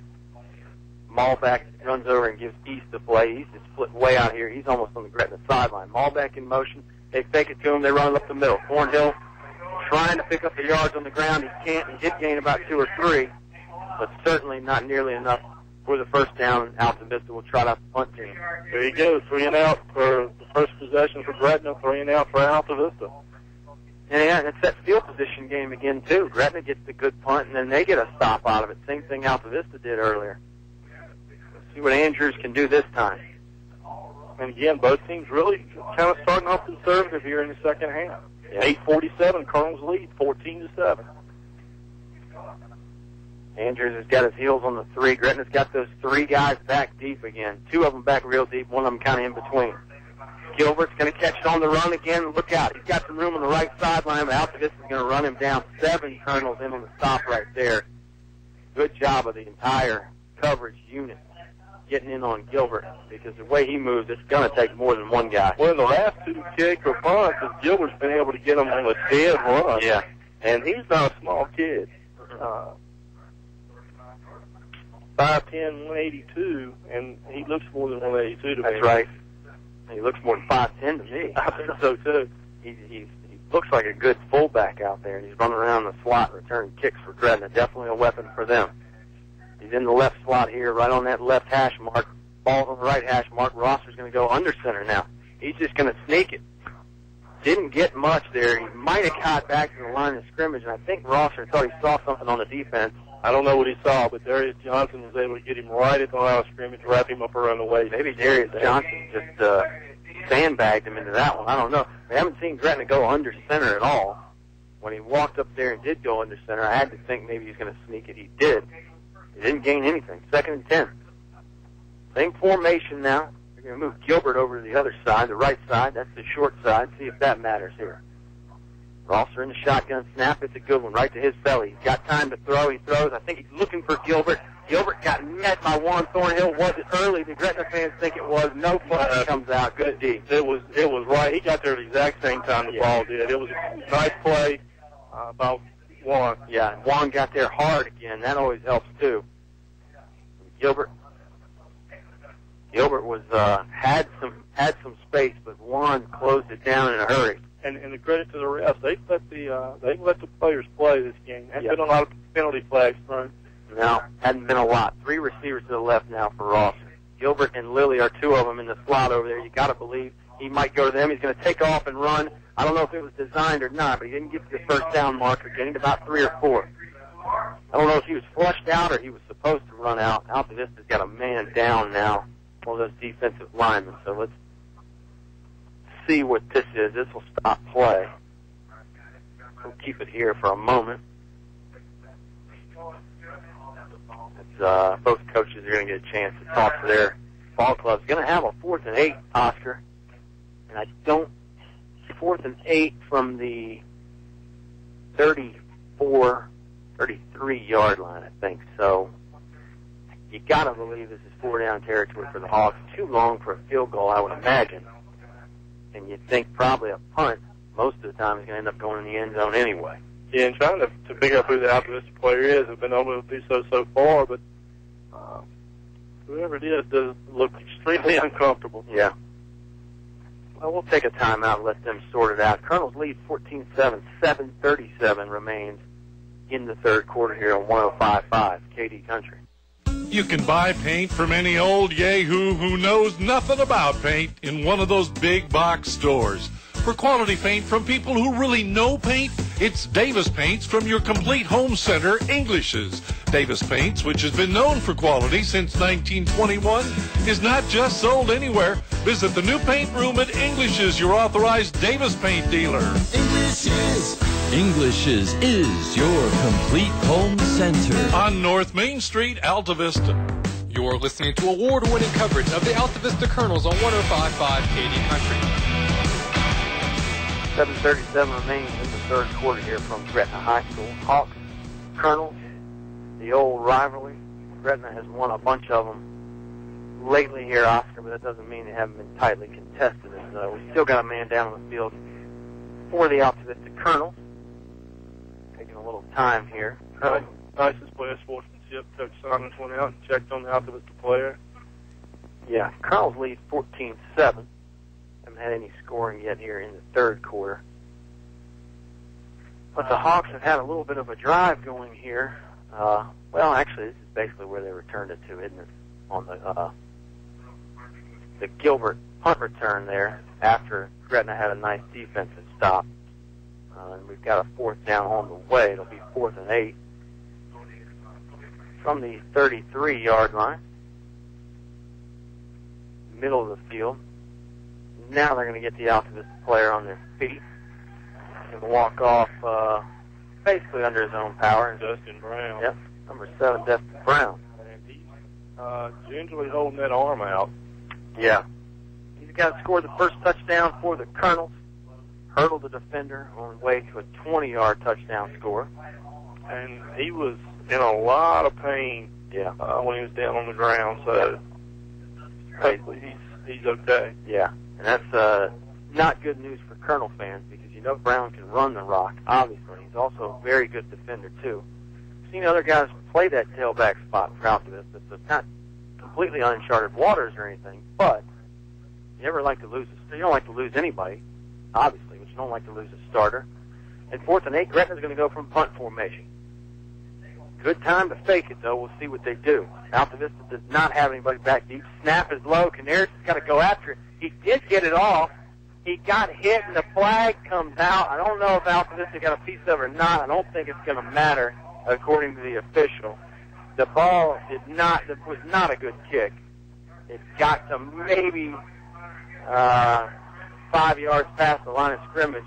I think Coach Sharnis is not agreeing with that call because it was a bad snap, and he was running after it. I think if you're Altavista, you'd say, well, he's a ball carrier at that point, not a kicker. And he did pick it up and run with it, so Coach Sharnis is absolutely right on this call. And it's not going to matter. The officials aren't even going to talk about it. Gretna catches a break there. That was going to really be bad news for the Hawks. Canaris was lucky just to get the kickoff. And it was only, like I said, about a 5-yard kick. So this is a big break. Hawks retain the football, and they're going to get yardage on top of it. Wow. I mean, that is a huge break for the Hawks. We've always said no benefit of instant replay here. So again, like you said, Canaris picked up the ball, ran 2 or 3 steps, and punted. Yeah. And that's supposed to negate that penalty. Right. So, right. Well, big break. Yeah, big break. And certainly not an easy call for the officials. That's for sure. They got a tough job. Handoff goes up the middle to Chambers. Chambers did not get past the line of scrimmage. Hard blocking out there by the Gretna offensive line. And now I think everybody's emotions are starting to get a little amped up here. Call it no gain for the Hawks there on first down. We'll bring up 2nd and 10. And quite frankly, I'm surprised it took this long for the emotions to get amped up. Yeah, helmet came off for number 50 there. Zach Edwards on the other line, so he'll come out for a minute. Maybe a repair job, maybe just to cool off. So, 2nd and 10, right hash mark, far hash mark for the Hawks from the 19-yard line of Altavista. So certainly red zone territory here for the Hawks. See if they can score again like they did the last time they got in the red zone. Shotgun to Rosser. He's looking left. He's going to have to get flushed out of the pocket. He's running. He's crossed the line of scrimmage. Takes a hard hit. He gave a hard hit as well. He got the first down, and he's down to about the 8-yard line. Rosser didn't have anybody open, or at least not open enough, so he took off right sideline, gained the first down. Looks like it's going to be 1st and goal from about the 7, I think, Oscar. Yeah, the chains are on the far side, and it looks like it is in that 7-8-yard line. Hawks have got 1st and goal. They scored the last time they were down here and had 1st and goal. Gretna personnel looking to the sideline for the play. Altavista's got their defense set. Rosser barking out some signals. Now he's ready to go. He's going to take off left side. Design run. He caught maybe a yard, Oscar, but the Altavista defense was closing fast. Yeah, they're going to call it a game of 3. Wow. Bring up 2nd and 5 2nd and goal from the 5-yard line.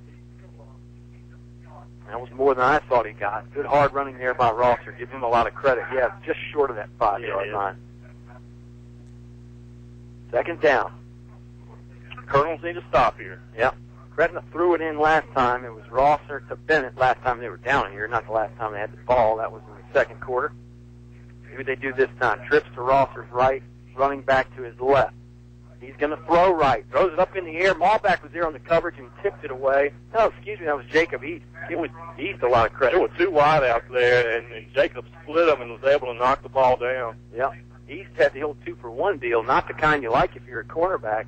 He was having to cover 2 guys. Give East a lot of credit. Haven't called his name much tonight, but we've called it a lot in previous games. Hawks got 3rd down now. See if Altavista can get a big stop here and make Gretna have to make a decision on 4th down. Rosser's got the bunch formation to his right again. I think he's looking for the same play, looking for Bennett again. Throws. Is it caught? It is. Complete. Touchdown, Hawks. Rosser rolled right, had a man there. Can't see who it was. It looks like Virgil Glass. I think he was looking for Bennett again on that same play, but Glass was open. Rosser threaded it in there. 14-13, extra point on the way. We could be tied. 5:25 remains in the 3rd quarter, brought to you by Apple Market. We'll see what Canaries can do on the extra point here. Gretna picked up the 4th down because of a penalty, the roughing the kicker penalty, roughing the punter penalty on the bad snap. They really caught a good break there. This snap is a good one on the kicking block, and I believe this one is good. We're all tied up. 14-14, right back where we started. 5:25 remains in the 3rd quarter after this quick timeout on 105.5 KD Country. English Construction Company has been in the building business since 1932, so it's only natural that they appreciate the building process. They recognize the fact that organized sports programs build character as well as bodies and minds. They know that high school sports build our youth into more well-rounded and more productive adults. English Construction Company is proud to be a sponsor of high school sports and salute all athletes, coaches, and teachers. A word of praise and encouragement from English Construction Company with offices in Lynchburg, Virginia. You're listening to award-winning coverage of the Altavista Colonels on 105.5 KD Country. 14-14, tie ball game, 5:25 remains here in the 3rd quarter. Both sets of fans on their feet. Hotly contested ball game. We've seen a lot of action. Gretna gets a big break on the bad snap. They were going to kick it away on 4th down, end up getting a 1st down because of the penalty, the roughing the punter penalty, and get the additional yardage. And Rosser didn't need much more. He throws a 5-yard touchdown pass to Virgil Glass. And gained some big yards on the ground himself in that drive as well. Interested to see how the Colonels respond. Michi Malback's been big in these situations and been an instant response for the Colonels on several occasions this year. Yep, and it's the old momentum swing again. You think you've got them stopped on 4th down. They end up roughing the punter. They score. So how does Altavista bounce back? As you know, the Hawks have the momentum now. Long kick, left side by Canaris. It's fielded by Timron Brown. Brown's going to go back to the middle. Now he's going left side. Tried to stiff arm. He's brought down by Glass. on the 21-yard line. Big play right there by Gretna because Timron Brown had some room. It looked like if he could get to the sideline and turn the corner, he was going to have a really big game. Yeah, it did, and either Glass and Gilbert both there and put a quick stop to that. Yeah, Oaks was in on it as well. Oaks is the middle linebacker. We've called his name a few times. He's a big dude, and he likes to roam around in the middle there of the Gretna defense. See what Altavista can do on the bounce-back attempt here on this drive. Thornhill's going to roll right. Got it under his arm, not looking to throw. He's looking to run. Gained a yard. Flag comes out. Thornhill's still on his feet, though. He is driving and shaking off a lot of tacklers. He ends up gaining about 15. I don't know what this flag's going to be, though. And it's good to see Dustin Brown back in leading the blocking on that play. Yep. You know, this flag came out from behind the play officer. Sometimes that is the face mask. They're going to call it a holding, though. It is on Altavista. And it comes a little ways down the field, so Altavista's not going to lose that much yard. Well, the official just picked it up and threw it back about 3 more yards. So. Right. Yeah, it's the spot of the foul. Let's go back Altavista some. Thornhill ends up getting a 15-yard gain. That'll get washed out. The flag was really about where I think Juan was supposed to go down if you're a Gretna fan, but he kept driving. I don't know how he got out of there on his feet, but he did. So I think it's going to set up about 1st and 15. See when they finally move that stick back. 15, 14 yards. Still first down, though, for the Colonels. Good news there. Thornhill's going to get some formation changes. Got 3 receivers to his right. Brown is to his left. He's now going to motion Maul back over to the left side as well. Shotgun snap's a good one. Thornhill wants to pass. Got to step up. He avoids a couple guys. Needs to throw it away. He does. He throws it up. Gretna really had a chance there on that sideline. He just threw it right along the sideline. Timron Brown was there. Good defense from the Hawks, though, too. And he was watching on Timron. He had Jacob East downfield about 8 yards, 10 yards, but he was scrambling for his life. He was. He escaped a couple tacklers. And I said he needed to throw it away. He did just that. Probably a little bit close for comfort, though, if you're an Altavista fan. 2nd and 15. Right hash mark. Near side to us, near the Gretna bench. Altavista's got a good contingent on the far side in the visitors section. And Gretna's side is full as well. At least up above 95% capacity anyway. Thornhill's got the trips left now. Coach Saunders wants to get some defensive changes. He's motioning the guy to the left. Thornhill's going to roll left. Got a man on his jersey. Got 2 men on his jersey. Flag comes out late. Doesn't matter. Juan did not get back to the line of scrimmage. This may be a hold again. If it is, I wonder if Gretna declines, it would probably set up 3rd and 17. Personal foul, face mask. Oh, wow. Well, Gretna caught a break earlier. Altavista, I'm going to say this is a big break because Juan lost yards on that play. Face mask comes out. Should be an automatic first down. And they are moving the change. It will be a first down. They're going to spot this on the 36-yard line. And nice break there for Altavista. Not to say that they couldn't have gotten the 3rd and long, Oscar, but certainly a lot easier when you get the first because of the penalty. Nietzsche Malback is excited to say the least. Is talking to the official. And everybody's talking. I think they may have excused Nietzsche Malback from the game. Don't know if it's just for a play or something. Sometimes they will do that. Sometimes they'll tell a guy to go to the sideline and cool off. Malback was getting into it with some Gretna players. I think that's one of those things where they always catch a second guy. And anytime that comes into play for an Altavista player,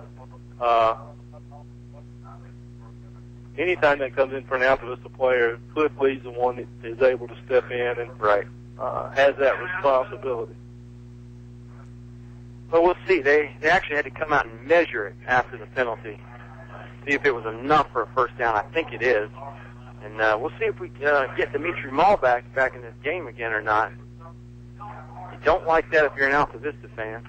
I don't know if you really like it if you're a Gretna fan to see somebody leave the game because of that. But anyway, now Altavista's set to go. Long delay there after the penalty and the weirdness with Malback.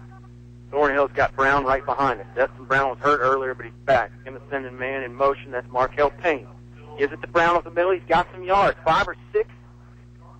And they're going to say he's going to get closer to 7 or 8 yards. He is closer to that first down marker. First down marker's on the 46. He got to about the 44. 7.5-yard game now. Tie ball game here. Just under 4 minutes to go in the third quarter. Altavista went up 14-0. Gretna had 14 unanswered. And you're starting to see the intensity really, really pick up now, both sides of the ball. Couldn't agree more. Second and short now. Thornhill going to run. Up the middle, got Brown as a lead blocker. He's got the first down a little bit more. 45 across the 50. Now down to the other 45, and he even got it closer to the 42-yard line. Good running from Juan Thornhill. Malback is back in the game. So it was one of those situations like we were talking about. They just told him to go cool off for a play or so. And they're actually going to spot this on the 44.5-yard line now. Some interesting spots tonight. Yeah, absolutely. Both ways. Yeah, absolutely. And long, and both. Some of them been long and short of what they thought they were going to be. And again, on both sides of the ball. I think the officials are doing a good job. It's a tough game out there. Even tougher to officiate. Thornhill going to give it to Hawkins. No, he kept it. Wow, good play fake there because I thought he gave it up to Hawkins. Altavista fans want a face mask. Juan's head was turned in a weird direction. I don't know if he had somebody with a hand on his face mask or just a hand on his helmet. 2nd and 11 now. Yeah, his head did come around in an odd fashion. Yeah. Of course, we're not at the best vantage point to tell, so. Yeah. And it's hard to tell because you can put your hands on the helmet. You just can't grab the face mask. And 2:44 now remains in the third quarter. Tie ball game, 14-14. Trips formation to the left for Altavista. Malback is one of those guys. He's now just about a yard off the left tackle. Thornhill is looking to the sideline, and I think the sideline wants to take a timeout. They do. Altavista will take their first timeout of the second half. We'll take one with them. Tie ball game. 2.5 minutes remain in the third quarter here on 105.5 KD Country. A short drive will save you money. That's right. A short drive can save you hundreds, maybe thousands. The absolute best selection of new and pre-owned vehicles to choose from. Have a trade?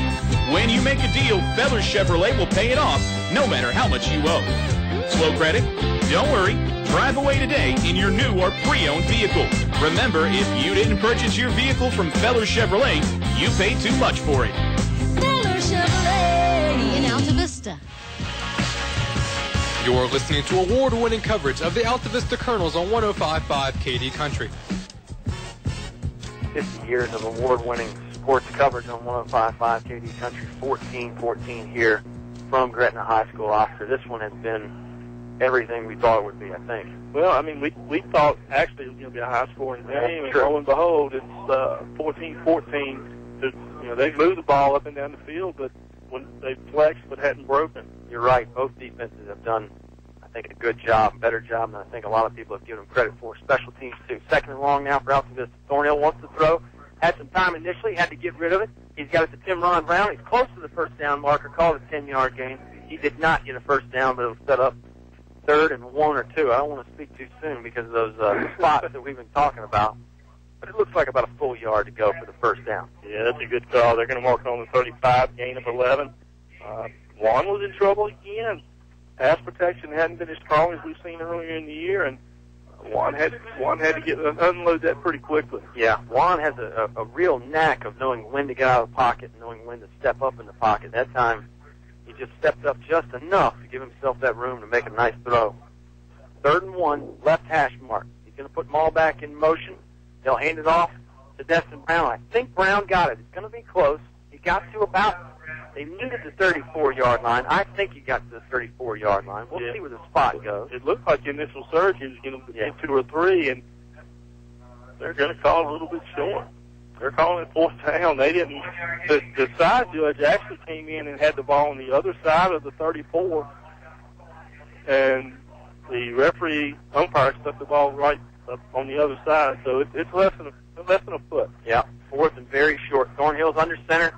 Went with a hard count, and there was some movement. Both sides moved, but I'm guessing they're going to call out the Vista on the movement. They are.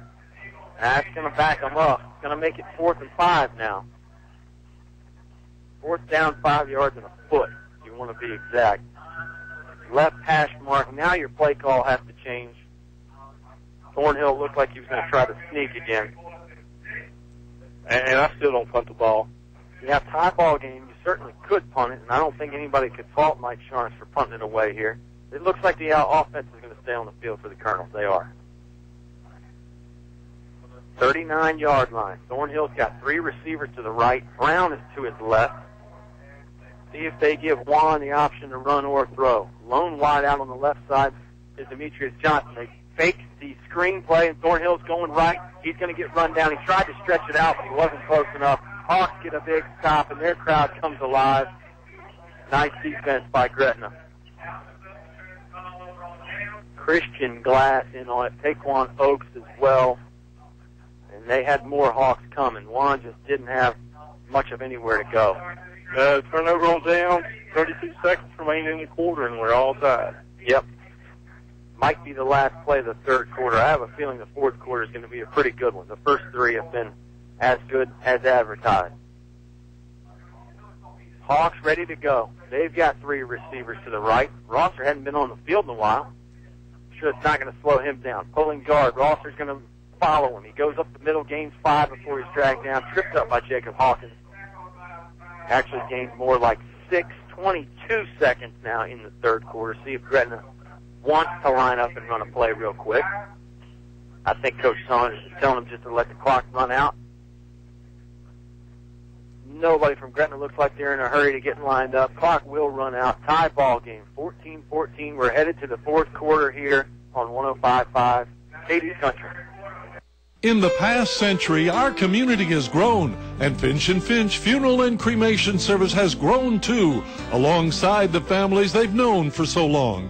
Finch & Finch is proud to have served you over 100 years. A family business, Finch & Finch Funeral and Cremation Service, dedicated to your service. Finch & Finch Funeral Homes. We're here because we care.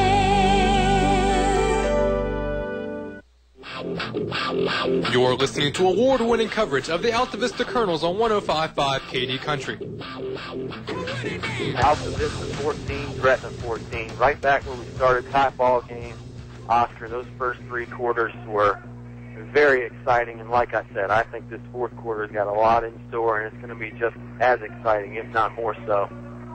Yeah, I agree. Here we are, we're tied. We got 1 quarter to see who comes out on top. Yeah, both teams have had their ups and downs.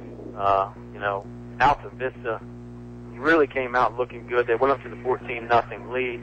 Destin Brown with a rushing touchdown. Thornhill with a throwing touchdown. Michi Malback on the other end. Malback did most of the work on that.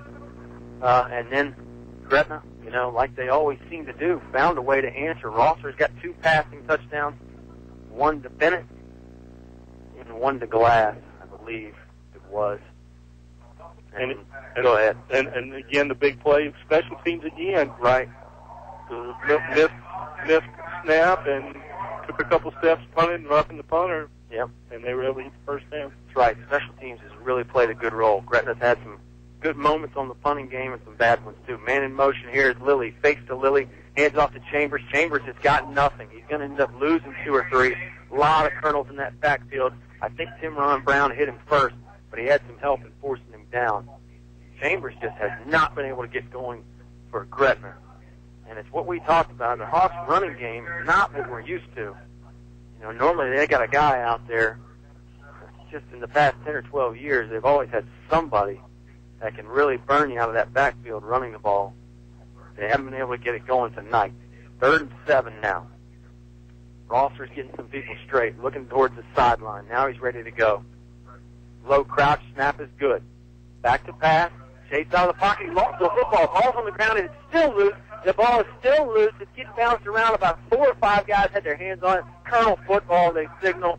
Wow, big play. I don't know who just chopped it out of the hands of Dion Rosser, but I do know that number 6, Demetrius Johnson, ended up with it. And it was Michi Malback that was able to punch the ball away. Great play by Michi. Well, you don't figure you're going to bring Michi Malback on the blitz there, but Altavista does it. bringing one of the members of the secondary on the third down blitz. Altavista had a bunch of guys with their hands on it. Gretna had a chance to recover it. They would have probably had to punt it away anyway if they did get it back, but the field position here is a big factor on the recovered fumble by Demetrius Johnson and the Colonel. Johnson's out here wide out now. Doesn't get a break. Thornhill gets behind the center. Got a running back right behind him. That's Dustin Brown. He's in the three-point stance. They fake it to Brown. Now they're running that option play again. Thornhill's going to turn the corner. Had East blocking for him. He stretched the football out there. That can't make you feel too confident if you're an Altavista supporter the way Juan had that football flying around. But he gained 6 or 7 before he's finally dragged down. They're going to mark it at the 35, call it a gain of 6, and you called it right. East was able to keep that linebacker or corner out, blocked and engaged, and gave Juan those extra 4 or 5 yards he was looking for once he turned the corner. Yeah, East has really been a key guy tonight, blocking, and he had the big pass breakup. He caught a bunch of passes against James River, none here tonight. But this game isn't over yet. Thornhill is in the shotgun again. He'll run it right up the gut. Now he's going to try the right side. Martin with a nice block. Thornhill's got room right sideline. 10, 5, touchdown. Did he stay in? He did. The official signals a touchdown. Wow. No flags on the play. Wow. I mean, Juan was tight-roping that sideline. Some Hawk defenders had their hands on him. You've got to love the way Juan Thornhill runs the football, Oscar. Yeah, that anytime he gets in that kind of open, he's a threat to go all the way. Yep. And he had people, 2 or 3 people got their hands on him. They weren't able to bring him down. Even Gilbert got his hands on him. And Juan is strong. Absolutely. He tried the middle, then he went right side, and I saw William Martin right tackle with a big-time block. But I figured still Juan would only get 10 or 12 yards. He ended up turning it into a touchdown. Snap is low, but Thornhill scooped it up, put it on the block. Kick is good for Walker Allen. Colonel's lead, 21-14. Big scoring run right there for Juan Thornhill. Colonel's up by a touchdown here. 10:20 remains in the football game on 105.5 KD Country. Have you looked at your business banking fees lately? I'm Sean Stone with First National Bank, and we have the best business accounts which offer serious savings for your company. We have a full menu of business products from checking accounts and remote deposit capture to online banking.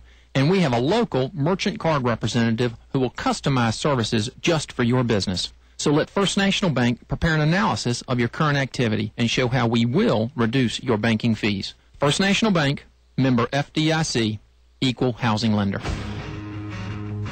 You're listening to award-winning coverage of the Altavista Colonels on 105.5 KD Country. 35-yard touchdown run for Juan Thornhill. It puts Altavista back on top, 21-7. Wow, Oscar, that was something else. Juan's 10th TD of the year, by the way. Two plays, 41 yards, 52 seconds. Colonels take the lead, 21-14. And we're not done yet. No, we're not even close to being done. Comes off the turnover, too. Altavista gets the fumble. Malback knocks it away from Rosser. Johnson recovers. It's big. Altavista had the 2 interceptions earlier that they got points off of. And I don't know that I've been doing this a couple of years, and this is the biggest, I think the biggest momentum changes as many of them as I've seen. It's back and forth, and you think one team's got the momentum, and lo and behold, you get a fumble, and they take it in. Boy, what a great football game. Yeah, great atmosphere. Fans, $5 got you the whole seat, but you only need the edge of it tonight. You probably just need the standing room, and really that momentum has been important. Like you said, Walker Allen's got a deep kick this time, fielded on the 10. That's Gilbert. Gilbert's got some room. He broke a tackle. He broke another one. Walker Allen's going to have to try and help chase him down again. He did. Michi Malback had him from the backside, but it's a big run. It is Kalen Gilbert. Got it to the 45-yard line of Altavista. Great field position for the Hawks. And again, another special teams play. Well, you can't talk enough about that special teams and how important it's been. That's Gilbert's second long kickoff return. Then he had the long punt return, too. And again, another weird spot. They're putting that on the 49-yard line. Yeah. To me, it was clearly he was at the 45. But yeah, it's a loss of about at least 3 yards, maybe closer to 4. Yeah, for they're the Hawks putting to 48. You're right. They take over, though. Still great field position. Rosser's got the 3 receivers to his left, running back to his right. Gilbert blocking for him. Rosser's got to get out of the pocket now. Here comes Demetrius Johnson. He couldn't flag him down. Another Colonel did. He just threw it up, and I think he completed it. He just shot-putted it out. was a knee down, maybe. Officials are going to call it complete. He got it back to the line of scrimmage and ended up they gained, I guess, about 4 yards. That's where Rosser would have went down. A little dangerous, though, just to kind of chuck it out of there. Yeah, whether it was complete or incomplete, I don't even know what they called. I don't know what they may have just called it incomplete. You're right. It was an odd play. Give Rosser a lot of credit for the heart just to try and not take the sack. There were a couple of Altavista defenders in the area. It was a risky play. It was. 2nd and 10. Rosser's going to have to get out in a hurry again. Demetrius Johnson's there. He does get rid of it, but it's going to be a loss. And the ball came out. It's loose. Now they're going to take it down. Okay. Boy, Timron Brown made a great play on that. Timron Brown read that in a hurry. And I don't know which Johnson brother blew up the play right from the get-go, but he got a heck of a break. Yeah, it was Darius Johnson, number 10. I may have said Demetrius. I'm sure Demetrius wasn't far behind anyway. It's going to be a loss of 5. That's one of those ones, if you're the Gretna player, hard to say drop it, but you don't lose 5 yards if you drop it. 3rd and 15 now. Colonels have really got that momentum. You talked about it, Oscar. It's like the trampoline effect. You're way down 1 minute, and the trampoline bounces you back up high. Thornhill's back deep, middle of the field, safety. I got a feeling if Gretna passes, he won't be far behind. Rosser's hit. Ball came out. Ball is still out. Altavista's got it. Destin Brown has it. He's going to go in 10-5 touchdown. Some of the Colonel players didn't even realize the ball came out. Destin Brown did. Touchdown, his second one of the night. And the Colonels are going bananas over there in the far stands and the far sideline. It was Darius Johnson again, number 10, that shook it loose. Well, and again, Destin Brown, who earlier in the third quarter was down and in a lot of pain. Great play to keep the ball. The whistle never blew. Whistle didn't blow. So they played through it. Wow. I think if you're a Gretna fan, you probably thought Rosser was down. And again, one of those ones, you don't have instant replay, so maybe Gretna catches a break on that punt return, maybe a bad break here. I don't know if he was down or not, because Darius Johnson hit him so daggone hard. I think the ball came out on contact. And, of course, we were shielded. I didn't see the ball really down on the ground. Right. Well, and Darius Johnson and a bunch of Colonels didn't either. They were celebrating the third down stop. Destin Brown said, forget the third down stop. I want the touchdown. Snap back on the extra point. Kick is up, end over end, and it's good. Walk around 4 for 4 tonight, and it doesn't get any better than that for the freshman kicker. Colonels lead 28-14, 8.5 minutes still to play here in this football game on 105.5 KD Country. Altavista Colonels football is supported by El Cazador, the people who brought the first Mexican food to the area 12 years ago, and they're still going strong 7 days a week. You are invited to come by before or after the game for Mexican or American food, all reasonably priced with great service. Find out why people keep coming back to El Cazador Mexican Restaurant, Main Street in Altavista. Try one of their daily lunch specials priced under $4. El Cazador Mexican Restaurant thanks you for your loyalty and your business. Don't forget the young Elvis returns to the El Cazador Altavista, Tuesday, September 25th. You're listening to award-winning coverage of the Altavista Colonels on 105.5 KD Country. 3 most important things in football tonight, Oscar: momentum, momentum, and momentum. Because Altavista has all of it right now. Juan Thornhill breaks the 14-14 tie with a long touchdown run, and then Altavista gets the fumble recovery for a touchdown. Destin Brown taking it back about 40 yards. Scoop and score there for the Colonels. They lead by 2 touchdowns again. Got a feeling the Hawks have got plenty of fight left in them, though. Yeah, they absolutely do. And they've been in situations earlier this year where they've been down. They've always responded. There's no quitting these Saunders football teams, and Gretna certainly is not going to quit. Yeah, you're absolutely right. I mean, they were down in that game against Tunstall, a big county rival. They came back to win that one. They were down last week against Amelia. They come back to win that one. So it's not a team that you can ever count out, that's for sure. But certainly the extra touchdown cushion there, thanks to the fumble recovery return by Destin Brown, it's got to help you, make you feel good about your chances if you're a Colonel fan. And Gilbert's been strong on special teams on his kickoff returns, and I don't know that you don't get it short and keep it out of his hands. And I was just going to say, that's job one, making sure Gilbert doesn't have a long return or a touchdown return here, because that could steal the momentum right back to the Hawks. They do kick it low. Squib kick, takes a nice out to this to bounce over some heads. Gilbert doesn't even field it. That ball is loose, and Gilbert's just going to have to fall on it at about the 12-yard line. It can't end up any better for Altavista. And as it continued to bounce, I said, Gilbert's going to end up with the ball. But, he did, but he was unable to corral it. I mean, that ball was bouncing around with a mind of its own. It bounced directly over one of the Gretna return men. And I was with you. I'm like, well, they kick it short, but Gilbert's going to get it anyway. He's going to have that head of steam like he had earlier. But even he can't field it. And a bad break there for the Hawks. The way that ball was just pinballing around back there. They'll take over on their own 12-yard line. Rosser's in the shotgun again. He's looking to throw. He does quick. Outlet pass is caught and dragged down. It's going to be about a 4-yard gain. I think it's Berthel Glass over there on the far side. Hard to see all the way over there. Getting up slow, whoever it is. Yeah, they're going to mark that at about the 9. It's Caleb Gilbert. Going to mark it at 20 and call it a gain of 7 or 8. It's always tough to see the numbers, but Gilbert is 16, Glass is 18. They both run around out there. And you're not going to see anything but passing from here on in, unless it's a scramble. Right. It's got to happen quick for the Hawks. Quick throw is to Gilbert. Gilbert's got some room. He had a nice block, but then Altavista was able to get off of it. Maul back there, also Demetrius Johnson. And don't know if he got the first or not. And look at Michie as he comes over to the sideline. He's got to watch himself. Yeah, he does have to watch himself, and he's tired, too. Had his hands on the knees there for a minute. Don't ever want to show an offensive coordinator that. It was the first down. Fresh set of downs here from the left hash mark. Foster looks like he doesn't know what's going on. I think he was just checking to make sure people in the right place. He's got to scramble. It is a passing play. He throws it. It's complete. Nice catch right there by number 9. It's a first down, about a 22-yard gain. Vaughn Bennett on the catch and run. Bennett had the first touchdown for the Colonels. Big play there. They're going to mark it at 50, gain of 24. Yeah. And again, another one of those odd spots. Chains keep moving for the Hawks. We know they can operate with a quickness, and you would think that they might need to. 7:20 now in the game. Still plenty of time. They've got 3 timeouts. But certainly not a lot of time to waste. Rosser with plenty of time in the pocket throws it up. Bunch of guys there. Ball was tipped and it's caught. I think Gilbert caught it. That ball was just floating. There was 2 Gretna receivers there, 4 Altavista defenders there, and somehow Gilbert comes away with it. 20-yard gain.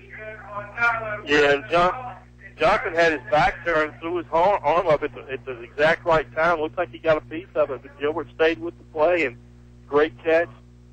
Oh, yeah, you got to give Gilbert a ton of credit there for staying with that.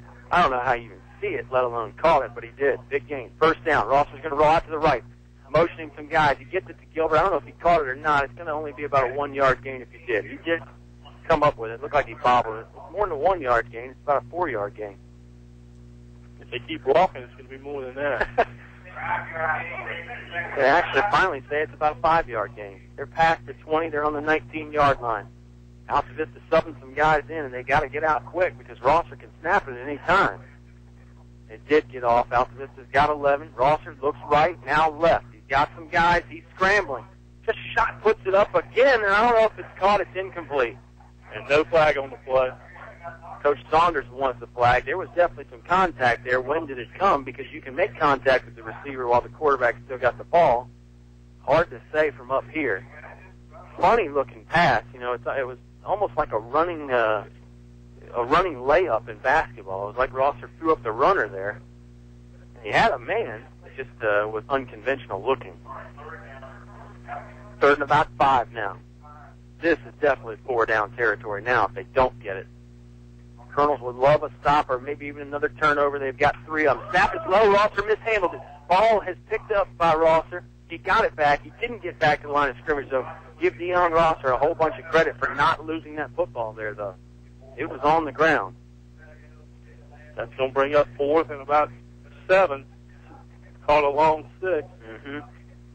Snap. 6 minutes, Kyle. 28-14. This is a huge play. This is a big play. Some would say it could be the ball game. Too early to tell. Here we go. Gretna's got 2 receivers on each side running back to the right. It looks like they're changing the play at the line of scrimmage. They've still got some time on the play clock, but not a lot of time. There's the snap. Rosser looks right, pump fake, looks left. He's got room to run, cuts it back, gets close to the first down. I don't think he got there. We'll see on the spot. I don't want to speak too soon. He's well short, and that was Dustin Brown He had plenty of room to run. Destin peeled off his coverage guy, and boy, what a great play. Turnover goes to the Colonels, and the Gretna Hawks are leaving in droves. I don't know if I leave just yet, that's for sure. No way. 5:36 to go. I mean, this is football. Turnovers happen. 3 and outs happen. And Gretna still got 3 timeouts. Big stop there, though, for the Colonels. And you're right, Dustin Brown broke off his guy and really closed in a hurry. Altavista still in the shotgun formation. Thornhill's going to run it left side, big hole.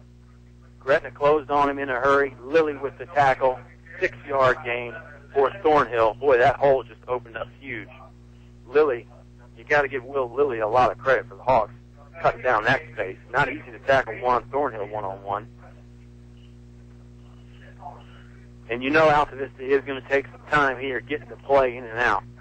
Not really going to a true huddle, but they're going to take their time with the play clock. They'll burn up as much time as they can because this Gretna team, they've proven they can score quickly. No way I'd leave. Oh, I'm with you.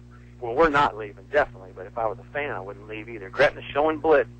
Thornhill's going to go left side again. He's got room. He's got the first down a little bit more.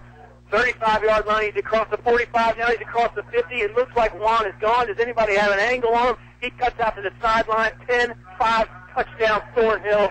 Altavista goes up big. What a run from Juan Thornhill. 72-yard run. Altavista may have just put this game away, Oscar. Yeah, we knew they were going to be conservative, but when he got that corner, he was gone. And again, he's proven again that he's one of the leading downfield, open field runners in this district. No kidding. Thornhill's second rushing touchdown of the night, second of the half, to be more specific. Extra point on the way for Walker Allen. It's now a 20-point lead for the Colonels and possibly 21 if Allen converts his 5th PAT of the game. Thornhill, wow. 11th of the year, second of the night. Kick is up. Snap was good, and the hold was good by Thornhill. Kick is also good. 35-14. Colonels up big here. Late stages of the fourth quarter from Gretna High School on 105.5 KD Country. Hey football fans, good news from Altavista area Apple Markets. Check out in-store specials like Red Bull 2 for $3.33 in the 8-ounce size and a case of Coca-Cola for only $5.99. Grab a box of delicious fried chicken at Riverside or Main Street Apple Market locations. 16-piece size just $16.99 and 24 pieces $24.99. Apple Markets have great tasting chicken tenders too. Apple Market convenience stores at Gateway, Riverside, and Main Street in Altavista. You're listening to award-winning coverage of the Altavista Colonels on 105.5 KD Country. 35-14, Colonels ahead here. Late stages of the fourth quarter. Wow, Thornhill, 70-plus yards on the scoring run. I don't know what else you can say about Juan. I mean, I said, a third of the earth was covered by him and Malback. Thornhill, when he got to that open space, Oscar, he was gone. And Gretna gambled with the blitz there, which they had to do. They had to try and get the ball back, get a stop in the backfield. Once Thornhill got past that first level, he was gone. Glass might have had an angle on him, but Thornhill just ran away from him. And again, another nice job by the Colonel's offensive line. He had a couple of holes he could have gone through. He came off tackle, and good job of sealing that corner and linebacker by that offensive line from the Colonels. 35-14, 4:41. Kyle, that's a difficult task now. It is, and I'll tell you, a kickoff return here could make it a lot easier. We've seen Gilbert have some long returns, so you got to make sure that doesn't happen if you're Altavista. Well, you're absolutely right, and I think they need to use the same strategy they used on the last kickoff. Keep it out of his hands. Yeah. Tried the squib kick last time. They do it again here. Ball's on the ground the whole way. Hard to handle. Believe it's Glass that has it. He's got some room on the right side. He's ran through a couple arm tackles. Now he's finally brought down. It was Virgil Glass.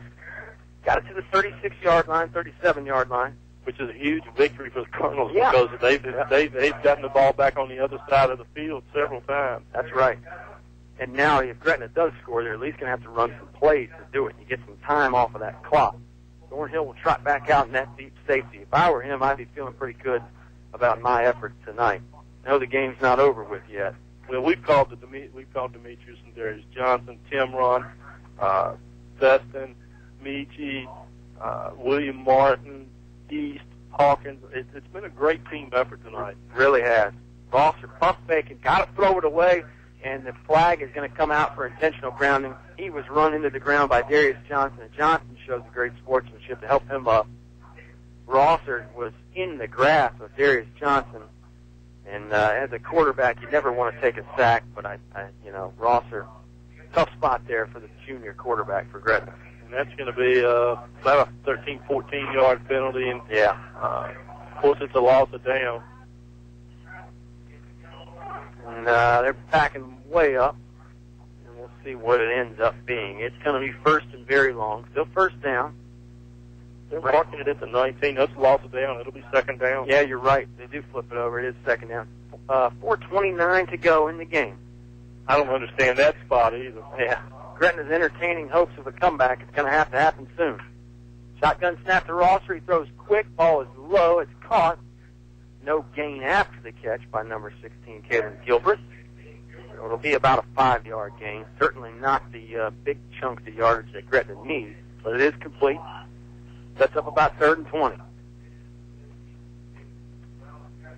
Altavista's secondary has done a very good job of limiting the damage. You know Rosser is going to get his passing-wise. You just got to hope to contain him a little bit, and I think the Colonels have done that. 4 receivers again, 2 on each side. Rosser's got some time. Now he's going to roll out to his left. Might have been a hold there. He does the lob pass again. This is incomplete. Just tried the old drop in, tried to throw it over the top of the Altavista defender, but it was incomplete. Yeah, the Altavista putting pressure on was flailing his arms around. Yeah.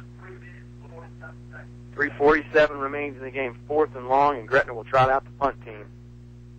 This is, as an opposing coach, when you feel like, well, maybe we do finally have the game won now, when the other team punts and they're down 3 touchdowns. Altavista's got like 3 guys back deep.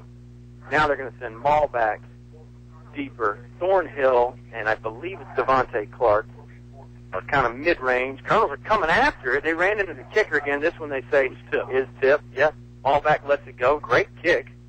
Not what you want if you're a Gretna fan. You want the Hawks to be scoring, but it was a great punt by Canaris. Down to 30, that's where Altavista will take over. Just over 3.5 minutes remain in this football game. If you're Coach Sharnes, you're never comfortable until that final whistle blows, but I got a feeling he feels a little more comfortable than most of the time right now. Well, and, the game was tight going in the fourth quarter, 21-14 with 11 minutes left, and then lightning struck. Yeah. Colonels got 2 scores within 6 minutes, and then... Yeah. Thornhill with the 30-plus yard touchdown run early in the fourth. Then Destin Brown had the 40-yard fumble recovery for a touchdown. Then Thornhill just went for the long one last time. Destin Brown dragged down, handoff was left side. He got about a yard. The thing that's important here is that he held on to the football. They're actually going to say he lost a yard. But right now, if you're the Colonels, you just got to hold on to it. It's really the only way that I could see Gretna getting back in it would be turnovers, right, Oscar? Yeah, I agree. And Coach Saunders has got some timeouts, but not calling them here, so... Yeah, he's going to save them. I would think if Gretna did get that turnover that we were talking about and then a score, then he'd certainly feel like his comeback chances were legit. Right now, I think he's just going to play it by the book. Shotgun snap. Thornhill's going to run it up the gut. He's got some room again. Ankle tackle, he ran out of one of those. Ran out of some arm tackles. Now forging ahead for about 5 yards. That was hard running. Going to bring up 3rd and 5. Good gain for Thornhill, and again, he held on to the football. That's important. It's actually about 3rd and 3. 3rd and a long 3. Boy, Juan's been solid tonight. Yeah, he's racked up some numbers. Hadn't thrown the ball as proficiently as he has in other games, but Gretna's been susceptible to run. And again, we've had some special teams and some defensive plays that have been big for the Colonels. Yeah. Yeah, Thornhill broke up 2 or 3 big pass plays on defense. Not just him from the quarterback spot. He's everywhere. Shotgun, he's got Brown right behind him. He hands it to him. Brown up the middle. First down and about 2 or 3 yards extra after that. Gets it to the 44-yard line at Altavista. Just over 2 minutes now as those chains move again, and it's looking more and more and more like an Altavista victory. To do it over the Hawks, this would be their first one in a long while, Oscar. And you're right, that's another Altavista Colonel's first down. They continue to move the ball, and Coach Saunders is not even trying to stop the clock. No, I think the writing's on the wall, and he knows it. He's been in enough football games. He's just trying to coach his guys right now and get them better for down the road. This is still a very dangerous Gretna team. Not a team that I want to face, I can tell you that.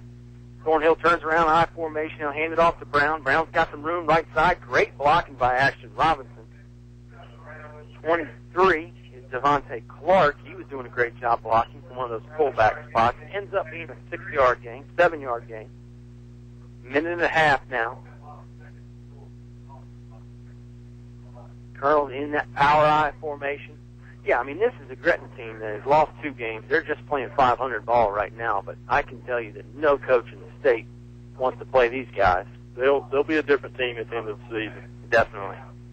They're a young team, too, like Altavista. They're growing, and, I mean, we talk about Rosser leading them to a state championship last year, but he didn't start the whole year, so, you know, he's really probably only started about 10 or 12 games. Neil down there from Juan Thornhill. The Altavista cheering section is pumped. Colonel players are trying to urge them to make some noise there, throwing the arms up in the air. 40 seconds now. Now, if you're a Gretna fan, you're justified in leaving the game here. Yeah, and he'll take one more knee, and that'll do it. Yeah, and Gretna fans, you know, like I said, in this century, they haven't left Lester Bond Stadium losers very often. Not many times at all. Last kneel down's going to do it. Celebration is on for the Colonels on their sideline. They are winners here tonight, and by a 3-touchdown margin. Colonels win 35-14. We'll be back with the Subway postgame show after these messages.